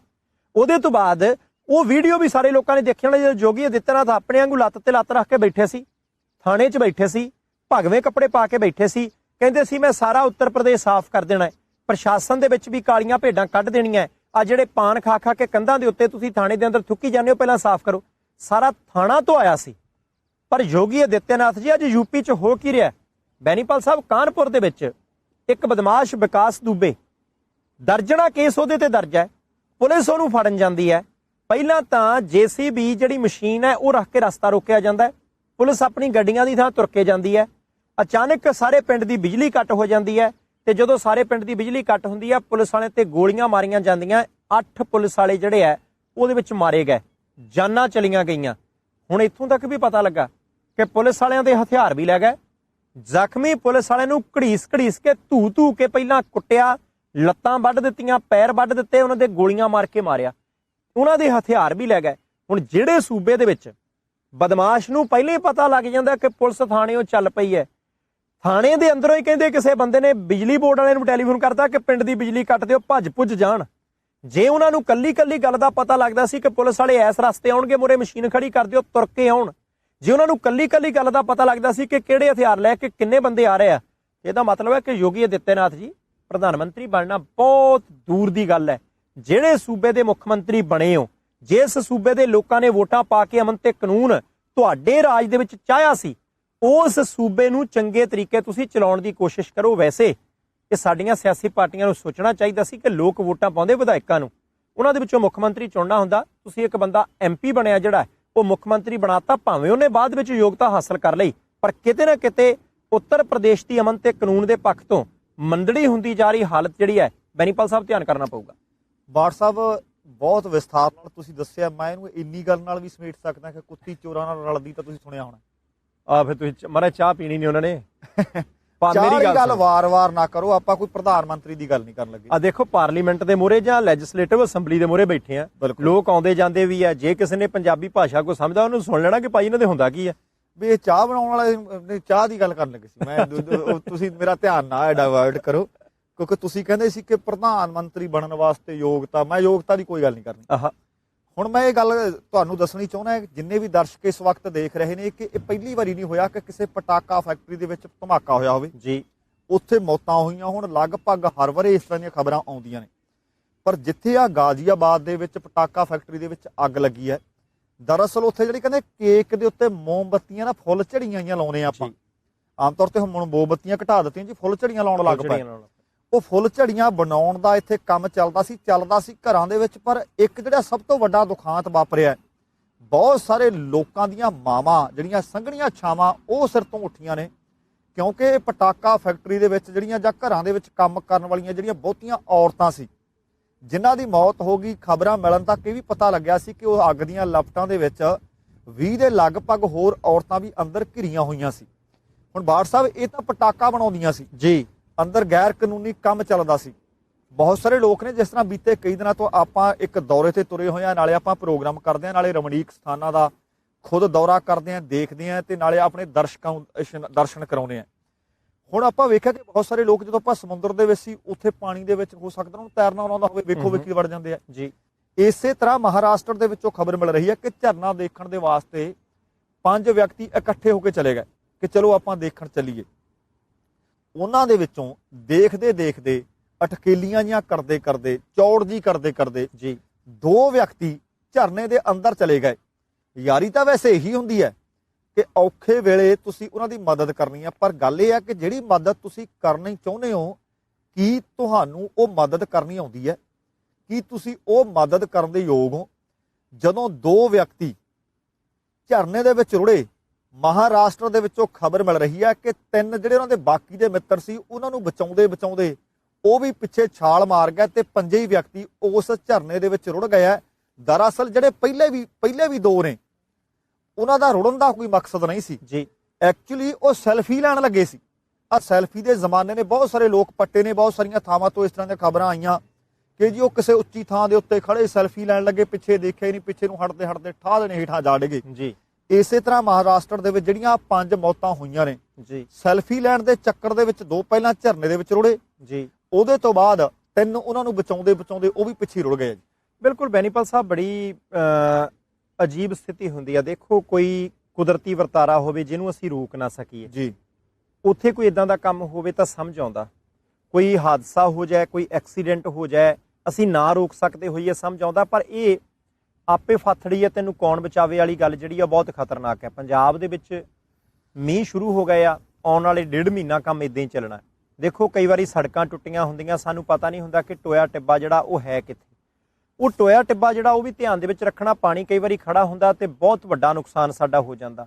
ਨਹਿਰਾਂ ਦੇ ਵਿੱਚ ਪਾਣੀ ਆ ਜਾਣਾ, ਦਰਿਆਵਾਂ ਦੇ ਵਿੱਚ ਪਾਣੀ ਆ ਜਾਣਾ, ਛੱਪੜਾਂ ਦੇ ਵਿੱਚ ਪਾਣੀ ਭਰ ਜਾਣਾ, ਇਹ ਖਿਆਲ ਅਸੀਂ ਆਪ ਰੱਖਣਾ ਹੈ। ਕਈ ਵਾਰੀ ਇਹਨਾਂ ਦਿਨਾਂ ਦੇ ਵਿੱਚ ਜਦੋਂ ਨਹਿਰ ਦੇ ਵਿੱਚ ਪਾਣੀ ਆ ਜਾਏ ਤਾਂ ਬਹੁਤ ਸਾਰੇ ਮੁੰਡੇ ਜਿਹੜੇ ਆ ਉੱਥੇ ਤਾਰੀਆਂ ਲਾਉਣ ਲੱਗ ਪੈਂਦੇ ਆ। ਉਹਨਾਂ ਨਹਿਰਾਂ ਦੇ ਵਿੱਚ ਨਹਾਉਣ ਦੀ ਕੋਸ਼ਿਸ਼ ਕਰਦੇ ਆ। ਜੇ ਤੈਰਨਾ ਨਹੀਂ ਆਉਂਦਾ ਤਾਂ ਥੋੜਾ ਜਿਹਾ ਪਰੇ ਰਹਿਣ ਦੀ ਕੋਸ਼ਿਸ਼ ਕਰਿਓ। ਤੇ ਨਾਲ ਦੀ ਨਾਲ ਇਹ ਵੀ ਗੱਲ ਆਪਣੇ ਆਪ ਦੇ ਵਿੱਚ ਮਹੱਤਵਪੂਰਨ ਹੈ ਕਿ ਜਦੋਂ ਇਦਾਂ ਜਾਨ ਜਾਂਦੀ ਆ ਤਾਂ ਇੱਕ ਜਾਨ ਨਹੀਂ ਜਾਂਦੀ। ਕਈ ਪਰਿਵਾਰ ਜਿਹੜੇ ਨੇ ਉਹ ਕਈ ਪਰਿਵਾਰ ਉਹਦੇ ਤੋਂ ਬਾਅਦ ਬਹੁਤ ਵੱਡੇ ਦੁੱਖ ਦੇ ਵਿੱਚ ਚਲੇ ਜਾਂਦੇ ਆ। ਹੁਣ ਇੱਕ ਗੱਲ ਜਿਹੜੀ ਆਪਾਂ ਸਾਂਝੀ ਕਰਨੀ ਹੈ ਬੈਨੀਪਾਲ ਸਾਹਿਬ, ਉਹ ਗੱਲ ਬੜੀ ਇੰਪੋਰਟੈਂਟ ਹੈ, ਬੜੀ ਮਹੱਤਵਪੂਰਨ ਹੈ। ਪੰਜਾਬ ਦੀ ਰਾਜਨੀਤੀ ਦੇ ਨਾਲ ਬੜਾ ਗੂੜਾ ਜਿਹਾ ਸੰਬੰਧ ਰੱਖਦੀ ਹੈ। ਕਈ ਵਾਰੀ ਹੁੰਦਾ ਨਾ ਕਿ ਬੰਦਾ ਕਹਿੰਦਾ ਲਲਕਾਰਾ ਜਿਹਾ ਮਾਰਦਾ ਕਿਸੇ ਦੇ ਘਰ ਦੇ ਗਿਆ, ਆ ਗਿਆ ਮੈਂ, ਆ ਜਾਓ ਬਾਹਰ ਨਿਕਲੋ, ਜੇ ਹੈਗਾ ਕੋ ਮਾਈ ਦਾ ਲਾਲ। ਮੈਂ ਇਹ ਨਹੀਂ ਕਹਿੰਦਾ ਕਿ ਤਕਾਲਾਂ ਵੇਲੇ ਕਈ ਵਾਰੀ ਬੰਦਾ ਦਿਨੇ ਦੁਪਹਿਰੇ ਵੀ ਲਲਕਾਰਾ ਮਾਰਦਾ।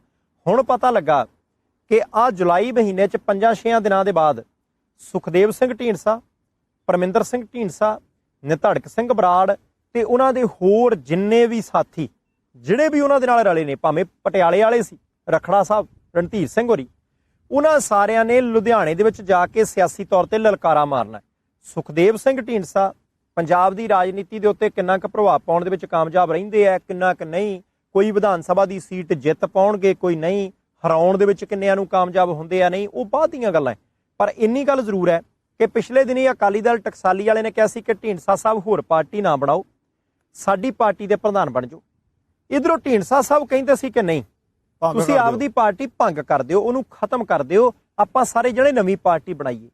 ਉਧਰਲੇ ਪਾਸਿਓਂ ਸੁਖਪਾਲ ਸਿੰਘ ਖਹਿਰਾ ਦਾ ਸੁਨੇਹਾ ਆਇਆ। ਪੱਤਰਕਾਰਾਂ ਨੇ ਪੁੱਛਿਆ ਹੋਣਾ, ਖਹਿਰਾ ਸਾਹਿਬ ਤੁਹਾਨੂੰ ਕੀ ਲੱਗਦਾ, ਨਵੀਂ ਪਾਰਟੀ ਦੀ ਲੋੜ ਹੈ ਢੀਂਡਸਾ ਸਾਹਿਬ ਨੂੰ? ਜਾਂ ਟਕਸਾਲੀਆਂ ਨਾਲ ਜਾਣ ਦੀ ਲੋੜ ਹੈ? ਕੀ ਲੋੜ ਹੈ? ਪੰਜਾਬ ਨੂੰ ਕਾਹਦੀ ਲੋੜ ਹੈ? ਉਹ ਕਹਿੰਦੇ ਦੇਖੋ ਪੰਜਾਬ ਨੂੰ ਇੱਕ ਪੰਜਾਬੀ ਪਾਰਟੀ ਦੀ ਲੋੜ ਹੈ, ਜਿਹੜੀ ਪਾਰਟੀ ਪੰਜਾਬ ਦੇ ਮਸਲਿਆਂ ਤੇ ਕੰਮ ਕਰੇ, ਨਾ ਕੇਂਦਰ ਦਾ ਹੱਥ ਠੋਕੂ ਬਣੇ, ਨਾ ਕਿਸੇ ਨਿੱਜੀ ਬੰਦੇ ਦਾ ਹੱਥ ਠੋਕੂ ਬਣੇ। ਇਸ ਕਰਕੇ ਕਹਿੰਦੇ ਪੰਜਾਬ ਨੂੰ ਬਹੁਤ ਵੱਡੀ ਲੋੜ ਹੈ। ਹੁਣ ਜੇ ਟਕਸਾਲੀ ਕਹਿੰਦੇ ਆ ਕਿ ਢੀਂਡਸਾ ਸਾਹਿਬ ਸਾਡੇ ਪ੍ਰਧਾਨ ਬਣ ਜਾਣ, ਜੇ ਢੀਂਡਸਾ ਸਾਹਿਬ ਕਹਿੰਦੇ ਆ ਕਿ ਟਕਸਾਲੀ ਆਪਣੀ ਪਾਰਟੀ ਖਤਮ ਕਰਕੇ ਸਾਡੇ ਨਾਲ ਆਉਣ, ਜੇ ਸੁਖਪਾਲ ਸਿੰਘ ਖਹਿਰਾ ਕਹਿੰਦੇ ਆ ਕਿ ਭਾਈ ਇੱਕ ਪਾਰਟੀ ਦੀ ਲੋੜ ਹੈ, ਇਹਦਾ ਮਤਲਬ ਖਹਿਰਾ ਸਾਹਿਬ ਨੂੰ ਵੀ ਪਤਾ ਹੈ ਕਿ ਮੇਰੀ ਪਾਰਟੀ ਇਸ ਵੇਲੇ ਉਸ ਤਾਕਤ ਦੇ ਵਿੱਚ ਨਹੀਂ ਕਿ ਪੰਜਾਬ ਦੇ ਵਿੱਚ ਕੋਈ ਵੱਡੀ ਰਾਜਨੀਤਿਕ ਤਬਦੀਲੀ ਲੈ ਆਵੇ। ਟਕਸਾਲੀ ਜੇ ਢੀਂਡਸਾ ਸਾਹਿਬ ਨੂੰ ਕਹਿੰਦੇ ਆ ਕਿ ਤੁਸੀਂ ਆ ਕੇ ਸਾਡੇ ਪ੍ਰਧਾਨ ਬਣੋ, ਇਹਦਾ ਮਤਲਬ ਕਿ ਟਕਸਾਲੀਆਂ ਨੂੰ ਵੀ ਪਤਾ ਹੈ ਕਿ ਸਾਡੇ ਡੋਲੂ ਦੇ ਵਿੱਚ ਓਨਾ ਪਾਣੀ ਨਹੀਂ ਜਿਹਦੇ ਨਾਲ ਸਾਰੇ ਟੱਬਰ ਦੀ ਪਿਆਸ ਖਤਮ ਹੋ ਸਕੇ। ਜੇ ਢੀਂਡਸਾ ਸਾਹਿਬ ਵੀ ਕਹਿੰਦੇ ਆ ਕਿ ਮੈਂ ਚੱਲਣਾ ਤਾਂ ਸਾਰਿਆਂ ਨੂੰ ਨਾਲ ਲੈ ਕੇ ਆ, ਪਰ ਪਾਰਟੀ ਆਪਾਂ ਨਵੀਂ ਬਣਾਈਏ, ਇਹਦਾ ਮਤਲਬ ਹੈ ਕਿ ਉਹਨਾਂ ਦੇ ਕੋਲੇ ਵੀ ਵਰਕਰਾਂ ਸਮਰਥਕਾਂ ਦੀ ਕੋਈ ਇੰਨੀ ਫੌਜ ਨਹੀਂ ਕਿ 2022 ਦੀ ਪੰਜਾਬ ਵਿਧਾਨ ਸਭਾ ਚੋਣ ਦੇ ਵਿੱਚ ਆਪਣੇ ਦਮ ਤੇ ਕੋਈ ਬਹੁਤ ਵੱਡਾ ਪਟਾਕਾ ਪਾ ਸਕਣ। ਹੁਣ 7 ਤਰੀਕ ਨੂੰ ਇਕੱਠ ਕਰ ਲੈਣ, 8 ਨੂੰ ਕਰ ਲੈਣ, 9 ਨੂੰ ਕਰ ਲੈਣ, 2 ਦਿਨ ਅੱਗੇ ਕਰ ਲੈਣ, ਪਿੱਛੇ ਕਰ ਲੈਣ, ਬੈਨੀਪਾਲ ਸਾਹਿਬ ਉਸ ਦਿਨ ਉਮੀਦ ਹੈ ਕਿ ਢੀਂਡਸਾ ਸਾਹਿਬ ਕੋਈ ਨਵੀਂ ਪਾਰਟੀ ਬਣਾ ਲੈਣਗੇ, ਨਹੀਂ ਤਾਂ ਕੋਈ 4 ਜਾਂ 5 ਮੈਂਬਰੀ ਆਪਣੇ ਸਮਰਥਕਾਂ ਦੀ ਕਮੇਟੀ ਬਣਾ ਦੇਣਗੇ ਕਿ ਭਾਈ ਸਾਨੂੰ ਨਵੀਂ ਪਾਰਟੀ ਬਣਾਉਣੀ ਚਾਹੀਦੀ ਹੈ ਜਾਂ ਨਹੀਂ, ਹਫ਼ਤੇ 'ਚ ਦੱਸੋ, 15 ਦਿਨਾਂ 'ਚ ਦੱਸੋ, ਉਸ ਪਾਰਟੀ 'ਚ ਕਿਹਨਾਂ ਨੂੰ ਸ਼ਾਮਿਲ ਕਰਨਾ ਚਾਹੀਦਾ ਹੈ, ਜਾਂ ਪਾਰਟੀ ਬਣਾਉਣ ਤੋਂ ਪਹਿਲਾਂ ਵੀ ਕਮੇਟੀ ਬਣਾ ਸਕਦੇ ਆ ਕਿ ਭਾਈ ਕੋਈ ਸੰਵਿਧਾਨ ਬਣਾ ਲਓ, ਜਾਂ ਇਸ ਮੁੱਦੇ ਦੇ ਉੱਤੇ ਵੀ ਲੁਧਿਆਣੇ ਦੀ ਧਰਤੀ ਤੇ ਜਿਹੜਾ ਨਿਧੜਕ ਸਿੰਘ ਬਰਾੜ ਹੋਰਾਂ ਨੇ ਹੁਣ ਪ੍ਰੋਗਰਾਮ ਰੱਖਿਆ ਹੈ, ਉਹਦੇ ਵਿੱਚ ਇਹ ਫੈਸਲਾ ਲਿਆ ਜਾ ਸਕਦਾ ਹੈ ਕਿ ਅਸੀਂ ਟਕਸਾਲੀਆਂ ਕੋਲੇ ਜਾਣਾ ਹੈ ਜਾਂ ਅਸੀਂ ਆਪਣੀ ਵੱਖਰੀ ਪਾਰਟੀ ਬਣਾਉਣੀ ਹੈ।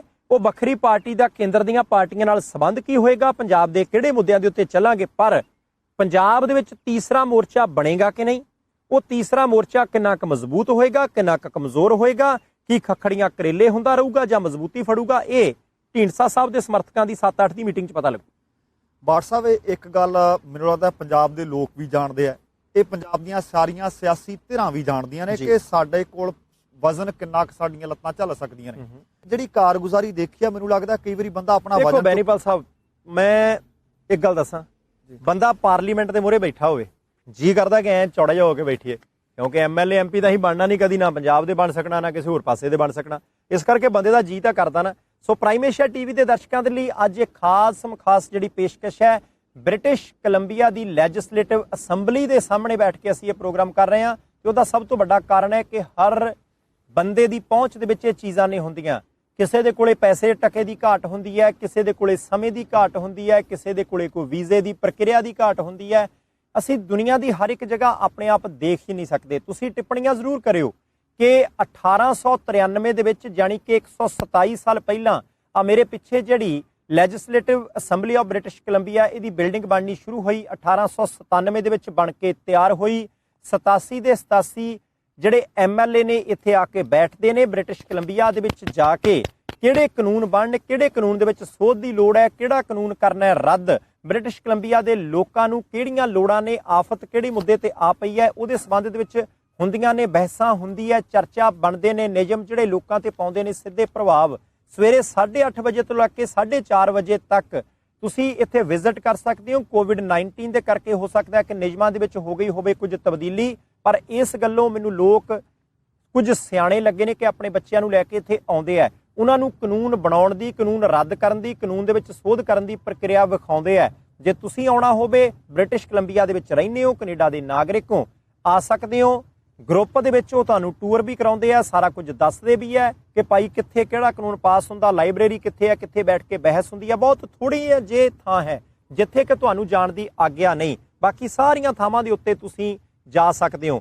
ਬੈਨੀਪਾਲ ਸਾਹਿਬ, ਗੱਲ ਇਹ ਹੈ ਜੀ ਜ਼ਿੰਦਗੀ ਸਾਹਿਬ, ਇੱਥੇ ਆਪਾਂ ਇੱਕ ਦੱਸ ਦਈਏ ਕਿ ਸਿਰਫ ਤੁਸੀਂ ਕੈਨੇਡਾ ਦੇ ਨਾਗਰਿਕ ਹੀ ਨਹੀਂ, ਭਾਵੇਂ ਤੁਸੀਂ ਵਿਦੇਸ਼ੀ ਵੀ ਹੋ, ਘੁੰਮਣ ਫਿਰਨ ਦੇ ਵਾਸਤੇ ਆਏ ਹੋ, ਪਹਿਚਾਣ ਪੱਤਰ ਤਾਂ ਚਾਹੀਦਾ। ਪਹਿਚਾਣ ਪੱਤਰ ਕੋਈ ਤੁਹਾਡਾ ਦੇਖਣਾ ਨਹੀਂ ਜੀ, ਉਹਨਾਂ ਨੇ ਅੰਦਰ ਵਾੜ ਲੈਣਾ, ਤੁਹਾਨੂੰ ਅੰਦਰ ਵਾੜ ਲੈਣਾ ਜੀ। ਪਹਿਲਾਂ ਜਿੱਥੋਂ ਪਿੱਛੇ ਆਪਾਂ ਦਿਖਾਵਾਂਗੇ, ਜਿਹੜਾ ਮੇਨ ਗੇਟ ਹੈ ਇਹਦਾ, ਵੱਡਾ ਸਾਰਾ ਗੇਟ ਖੁੱਲਦਾ, ਉਸ ਗੇਟ ਦੇ ਰਾਹੀਂ ਕੋਈ ਵੀ ਵਿਅਕਤੀ, ਆਮ ਵਿਅਕਤੀ ਨਹੀਂ ਜਾ ਸਕਦਾ, ਕਿਉਂਕਿ ਆਮ ਦੇਖਿਆ ਹੋਊਗਾ ਕੋਈ ਵੱਡਾ ਗੇਟ, ਮੇਨ ਗੇਟ ਆਪਾਂ ਉਹਨੂੰ ਕਹਿੰਦੇ ਆ, ਪਰ ਉੱਥੇ ਲਿਖ ਕੇ ਲਾਇਆ ਕਿ ਮੇਨ ਐਂਟਰੈਂਸ, ਦਾ ਭਾਵ ਆਮ ਲੋਕਾਂ ਦੇ ਜਾਣ ਵਾਸਤੇ ਮੇਨ ਐਂਟਰੀ ਉਹ ਹੈ ਜੀ, ਆਮ ਦੇ ਨਹੀਂ, ਜਿਹੜੇ ਚੁਣੇ ਹੋਏ ਨੁਮਾਇੰਦੇ ਨੇ, ਭਾਵੇਂ ਉਹ ਵਜ਼ੀਰ ਹੈ, ਭਾਵੇਂ ਉਹ ਐਮਐਲਏ ਹੈ, ਭਾਵੇਂ ਉਹ ਪ੍ਰੀਮੀਅਰ ਹੈ, ਉਹਨਾਂ ਨੂੰ ਵੀ ਉਸੇ ਗੇਟ ਥਾਣੀ ਐਂਟਰੀ ਹੈ।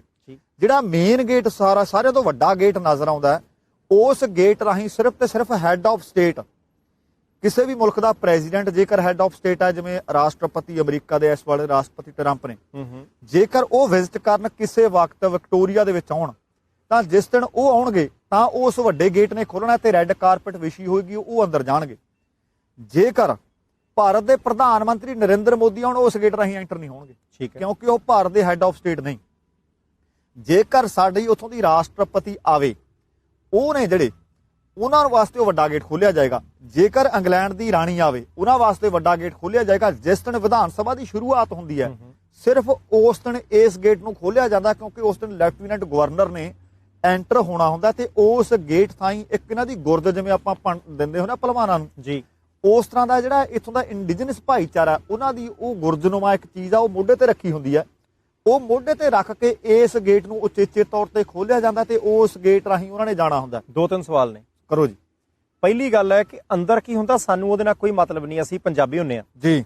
ਪੰਜਾਬ ਦੀ ਵਿਧਾਨ ਸਭਾ ਦੇ ਵਿੱਚ ਐਮਐਲਏ ਅੰਦਰ ਜਾਂਦੇ ਆ, ਬਿਲਕੁਲ, ਮਿੰਟ 5-7-8 ਲੱਗਦੇ ਆ, ਮੁਰਦਾਬਾਦ ਬਾਹਰ ਨਿਕਲੇ ਆਉਂਦੇ ਆ, ਬਾਹਰ ਆ ਕੇ ਫਿਰ ਆਪਣਾ ਜਿਹੜਾ ਉਹ ਨਕਲੀ ਜਿਹੜਾ ਸੈਸ਼ਨ ਲਾਉਂਦੇ ਆ। ਇੱਥੇ ਕਿੱਥੇ ਲੱਗਦਾ?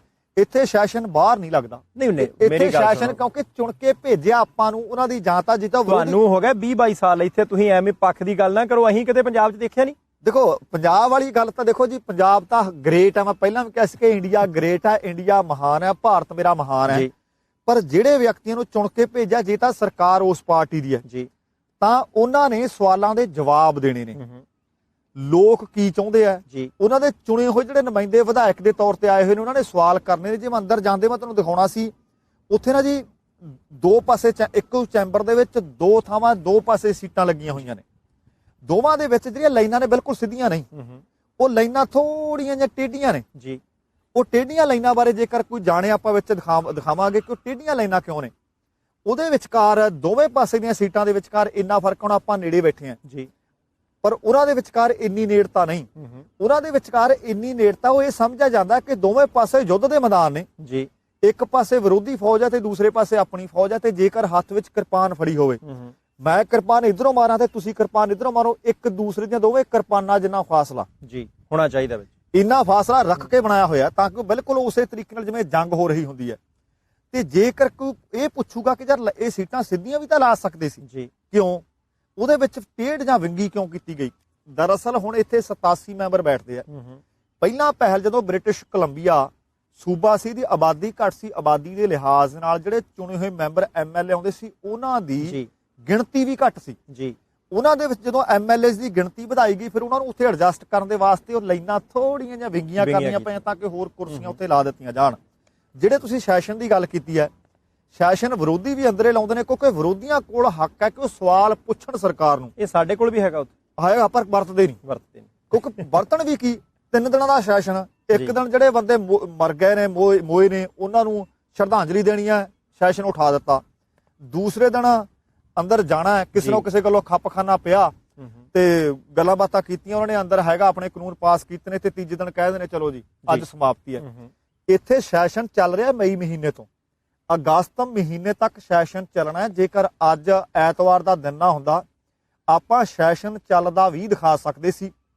ਸੋ ਇਹਦੇ ਤੋਂ ਪਹਿਲਾਂ ਆਪਾਂ ਗੱਲਬਾਤ ਕਰ ਰਹੇ ਸੀ ਕਿ ਬਹੁਤ ਸਾਰੇ ਲੋਕ ਨੇ, ਜਦੋਂ ਆਪਾਂ ਗੱਲ ਕਰ ਰਹੇ ਸੀ ਕਿ ਢੀਂਡਸਾ ਮਾਰਨਗੇ ਲਲਕਾਰਾ, ਢੀਂਡਸਾ ਬਣਾਉਣਗੇ ਪਾਰਟੀ ਜੀ, ਕਿਉਂਕਿ ਜਿਸ ਤਰ੍ਹਾਂ ਟਕਸਾਲੀਆਂ ਨੇ ਉਹਨਾਂ ਨੂੰ ਆਫਰ ਕੀਤੀ ਸੀ, ਪਰ ਟਕਸਾਲੀਆਂ ਨੂੰ ਉਹਨਾਂ ਨੇ ਕਿਹਾ ਸੀ ਕਿ ਆਪਣੀ ਪਾਰਟੀ ਭੰਗ ਕਰ ਦਿਓ। ਟਕਸਾਲੀਆਂ ਨੇ ਉਹਦਾ ਮੋੜਵਾਂ ਜਵਾਬ ਦੇ ਦਿੱਤਾ ਸੀ ਕਿ ਸਾਡੀ ਪਾਰਟੀ ਅਸੀਂ ਭੰਗ ਨਹੀਂ ਕਰਨੀ, ਇਹ ਤੁਸੀਂ ਸੋਚਣਾ, ਇਹ ਤੁਸੀਂ ਵਿਚਾਰਨਾ, ਤੁਸੀਂ ਸਾਡੇ ਵਿੱਚ ਆਉਣਾ ਚਾਹੁੰਦੇ ਹੋ ਜਾਂ ਨਹੀਂ।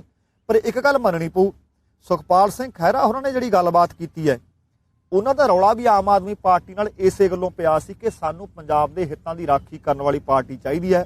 ਪੰਜਾਬ ਦੀ ਕਮੇਟੀ ਪੰਜਾਬ ਵਾਸਤੇ ਫੈਸਲੇ ਲੈ ਸਕੇ। ਬਣੀ ਤਾਂ ਪੰਜਾਬ ਦੀ ਪਾਰਟੀ ਵੀ ਚਾਹੀਦੀ ਹੈ, ਬਣਨੀ ਨਾ ਉਹੀ ਪਾਰਟੀ ਚਾਹੀਦੀ ਹੈ ਜਿਹੜੀ ਪੰਜਾਬ ਦੇ ਹਿੱਤਾਂ ਦੀ ਗੱਲ ਕਰੇ, ਪੰਜਾਬ ਦੇ ਲੋਕਾਂ ਦੀ ਗੱਲ ਕਰੇ। ਸੋ ਮੈਨੂੰ ਲੱਗਦਾ ਹੈ ਕਿ ਉਸ ਤਰ੍ਹਾਂ ਦੀ ਪਾਰਟੀ ਬਣੇਗੀ ਇੱਕ ਦਿਨ ਜ਼ਰੂਰ, ਭਾਵੇਂ ਇਹ ਬਣਾ ਲੈਣ ਭਾਵੇਂ ਕੋਈ ਹੋਰ ਬਣਾ ਲੇ। ਬਿਲਕੁਲ ਬੈਨੀਪਾਲ ਸਾਹਿਬ, ਸਮਾਂ ਕਿਉਂਕਿ ਸਮਾਪਤੀ ਵਾਲੇ ਪਾਸੇ ਆ, ਇੱਕ ਹਲਕੀ ਜੀ ਜਾਣਕਾਰੀ ਜਿਹੜੀ ਹੈ ਉਹ ਜ਼ਰੂਰ ਦੇ ਦਈਏ।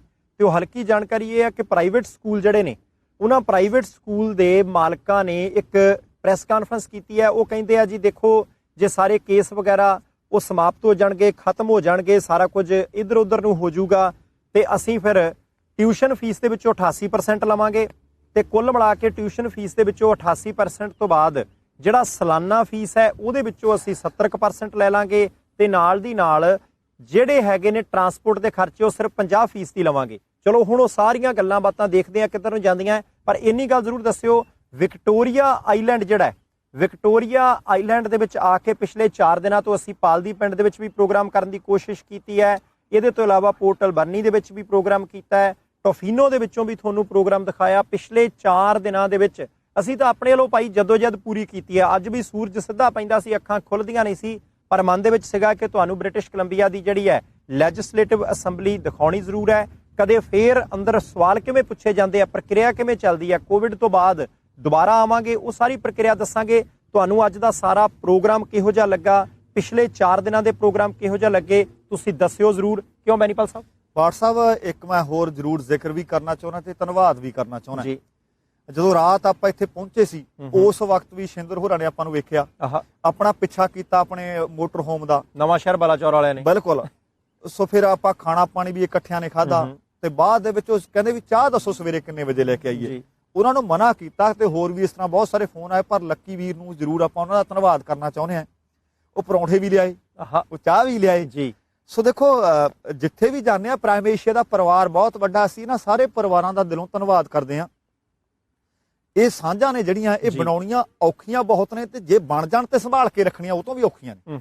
ਸੋ ਹੁਣ ਅਸੀਂ ਉਹਨਾਂ ਦਾ ਧੰਨਵਾਦ ਕਰਦੇ ਹਾਂ ਜਿਹੜੇ ਪਰੌਂਠੇ ਵੀ ਲਿਆਏ, ਚਾਹ ਵੀ ਲਿਆਏ ਤੇ ਚੇਚੇ ਤੌਰ ਤੇ ਸਮਾਂ ਵੀ ਕੱਢਿਆ। ਨਹੀਂ ਦੇਖੋ, ਮੈਂ ਤੁਸੀਂ ਉਹਨਾਂ ਦਾ ਤਾਂ ਨਾਂ ਲੈਤਾ ਜੀ, ਪਰ ਘਰੋਂ ਜਿਨ੍ਹਾਂ ਨੇ ਚਾਹ ਬਣਾ ਕੇ ਭੇਜੀ ਆ, ਜਿਨ੍ਹਾਂ ਨੇ ਲੈਚੀਆਂ ਪਾਈਆਂ ਸੀ, ਉਹ ਭੈਣ ਜੀ ਹੋਰਾਂ ਦਾ ਵੀ ਧੰਨਵਾਦ ਕਰਦੇ ਆ ਸਾਰਿਆਂ ਦਾ। ਤੇ ਜਿੰਨਿਆਂ ਨੂੰ ਅਸੀਂ ਮਿਲ ਸਕਾਂਗੇ ਜਾਂ ਨਹੀਂ ਮਿਲ ਸਕੇ, ਪਰ ਤੁਸੀਂ ਦਿਲ ਦੇ ਵਿੱਚ ਰਹਿੰਦੇ ਹੋ ਤੇ ਦਿਲ ਦੇ ਵਿੱਚ ਹੀ ਹਮੇਸ਼ਾ ਜਿਹੜਾ ਰਹੋਗੇ। ਬਾਕੀ ਬੈਨੀਪਾਲ ਸਾਹਿਬ, ਇੱਕ ਗੱਲ ਜ਼ਰੂਰ ਹੈਗੀ ਹੈ, ਤੁਸੀਂ ਨਾ ਐਵੇਂ ਇਦਾਂ ਨਾ ਕਿਹਾ ਕਰੋ ਕਿ ਭਾਈ ਪੰਜਾਬ 'ਚ ਤੁਸੀਂ ਐਂ ਕਰਦੇ ਹੋ, ਔਂ ਕਰਦੇ ਹੋ। ਅਸੀਂ ਨਾ ਅਸੀਂ ਐਮਐਲਏ ਵੀ ਭੇਜੀਦਾ, ਅਸੀਂ ਐਮਪੀ ਵੀ ਭੇਜੀਦੇ ਆ, ਅਸੀਂ ਮੰਤਰੀ ਵੀ ਭੇਜੀਦੇ, ਮੁੱਖ ਮੰਤਰੀ, ਪ੍ਰਧਾਨ ਮੰਤਰੀ, ਸਾਰਿਆਂ ਨੂੰ ਤੁਸੀਂ ਅਸੈਂਬਲੀਆਂ ਦੇ ਵਿੱਚ ਸਨਮਾਨਿਤ ਕਰ ਭੇਜਦੇ ਹੋ। ਬਾਠ ਸਾਹਿਬ, ਇੱਕ ਗੱਲ ਬਹੁਤ ਵਧੀਆ ਹੈ, ਉੱਥੋਂ ਜਦੋਂ ਅਸੀਂ ਚਾਹੇ ਐਮਐਲਏ ਚੁਣਦੇ ਆ ਚਾਹੇ ਐਮਪੀ ਚੁਣਦੇ ਆ, ਉਹ ਸਾਨੂੰ 5 ਸਾਲ ਤੰਗ ਨਹੀਂ ਕਰਦੇ ਕਿ ਹੁਣ ਦੇਖੋ ਆਪਾਂ ਆਏ ਆ ਜੀ, ਚਾਹ ਪਾਣੀ ਪਿਲਾਉਣਾ ਹੀ ਪਿਆ ਨਾ, ਲੱਕੀ ਉਹਨਾਂ ਨੂੰ ਪਿਲਾਉਣਾ ਪਿਆ, ਸ਼ਿੰਦਰ ਉਹਨਾਂ ਨੂੰ ਪਿਲਾਉਣਾ ਪਿਆ। 5 ਸਾਲ ਸਾਨੂੰ ਮਿਲਣੇ ਨਹੀਂ ਆਉਂਦੇ ਨਾ, ਮੂੰਹ ਦਿਖਾਉਂਦੇ ਨੇ। 5 ਸਾਲਾਂ ਬਾਅਦ ਆਉਂਦੇ ਨੇ, ਸਾਡਾ ਦਿਲ ਕਰੇ ਪਰੌਂਠੇ ਖਵਾ ਦਈਏ ਜੀ, ਸਾਡਾ ਦਿਲ ਕਰੇ ਭਾਈ ਉਹਨਾਂ ਨੂੰ ਚਾਹ ਪਿਲਾ ਦਈਏ। ਤੇ ਬਾਠ ਸਾਹਿਬ, ਹੁਣ ਸਮਾਂ ਸਮਾਪਤ ਹੈ, ਧੰਨਵਾਦ, ਬਹੁਤ ਸ਼ੁਕਰੀਆ ਜੀ, ਮਿਹਰਬਾਨੀ। ਦੋਸਤੋ, ਇਹ ਸੀ ਸਾਡਾ ਅੱਜ ਦਾ ਪ੍ਰਾਈਮ ਫੋਕਸ। ਤੁਹਾਨੂੰ ਕਿਵੇਂ ਲੱਗਿਆ? ਸਭ ਤੋਂ ਪਹਿਲਾਂ ਤਾਂ ਇਹ ਦੱਸਿਓ ਕਿ ਅਸੀਂ ਖੁੱਲੀਆਂ ਫਿਜ਼ਾਵਾਂ ਦੇ ਵਿੱਚ ਬੀਤੇ 4 ਦਿਨਾਂ ਤੋਂ ਪ੍ਰੋਗਰਾਮ ਕਰਦੇ ਆ ਰਹੇ ਹਾਂ। ਕੱਲ ਦਾ ਪ੍ਰੋਗਰਾਮ ਪਾਲਦੀ ਦਾ ਜਿਹੜਾ ਇਤਿਹਾਸਕ ਪਿੰਡ ਆਖਿਆ ਜਾ ਸਕਦਾ, ਜਿਹੜਾ ਸਮੇਂ ਦੇ ਨਾਲ ਖੁਰ ਗਿਆ, ਸਮੇਂ ਦੇ ਨਾਲ ਤਬਾਹ ਹੋ ਗਿਆ, ਉਜੜ ਗਿਆ। ਜੇਕਰ ਉਹ ਪ੍ਰੋਗਰਾਮ ਨਹੀਂ ਸੀ ਵੇਖਿਆ, ਜ਼ਰੂਰ ਵੇਖਿਓ ਤੇ ਅੱਗੇ ਸ਼ੇਅਰ ਵੀ ਜ਼ਰੂਰ ਕਰੋ। ਤੇ ਅੱਜ ਦਾ ਪ੍ਰੋਗਰਾਮ ਅਸੀਂ ਬ੍ਰਿਟਿਸ਼ ਕੋਲੰਬੀਆ ਦੀ ਲੈਜਿਸਲੇਟਿਵ ਅਸੈਂਬਲੀ, ਸਾਡੀ ਰਾਜਧਾਨੀ ਵਿਕਟੋਰੀਆ ਦੇ ਵਿੱਚੋਂ ਪੇਸ਼ ਕੀਤਾ। ਤੁਹਾਨੂੰ ਇਹ ਕਿਵੇਂ ਦਾ ਲੱਗਿਆ? ਆਪਣੀ ਕੀਮਤੀ ਰਾਏ ਸਾਡੇ ਤੱਕ ਜ਼ਰੂਰ ਪੁੱਜਦੀ ਕਰਿਓ। ਹੁਣ ਸਮਾਂ ਸਮਾਪਤ ਹੈ। ਜਾਣ ਤੋਂ ਪਹਿਲਾਂ ਕਹਾਂਗਾ, ਜ਼ਿੰਦਗੀ ਜ਼ਿੰਦਾ ਦਿਲੀ ਦਾ ਨਾਮ ਹੈ। ਦਵਿੰਦਰ ਸਿੰਘ ਬੈਨੀਪਾਲ ਨੂੰ ਆਗਿਆ ਦਿਓ। ਸਤਿ ਸ੍ਰੀ ਅਕਾਲ, ਰੱਬ ਰਾਖਾ। ਤੁਸੀਂ ਦੇਖਦੇ ਰਹੋ ਪ੍ਰਾਈਮ ਏਸ਼ੀਆ, ਤੁਹਾਡਾ ਆਪਣਾ, ਤੁਹਾਡੇ ਲਈ।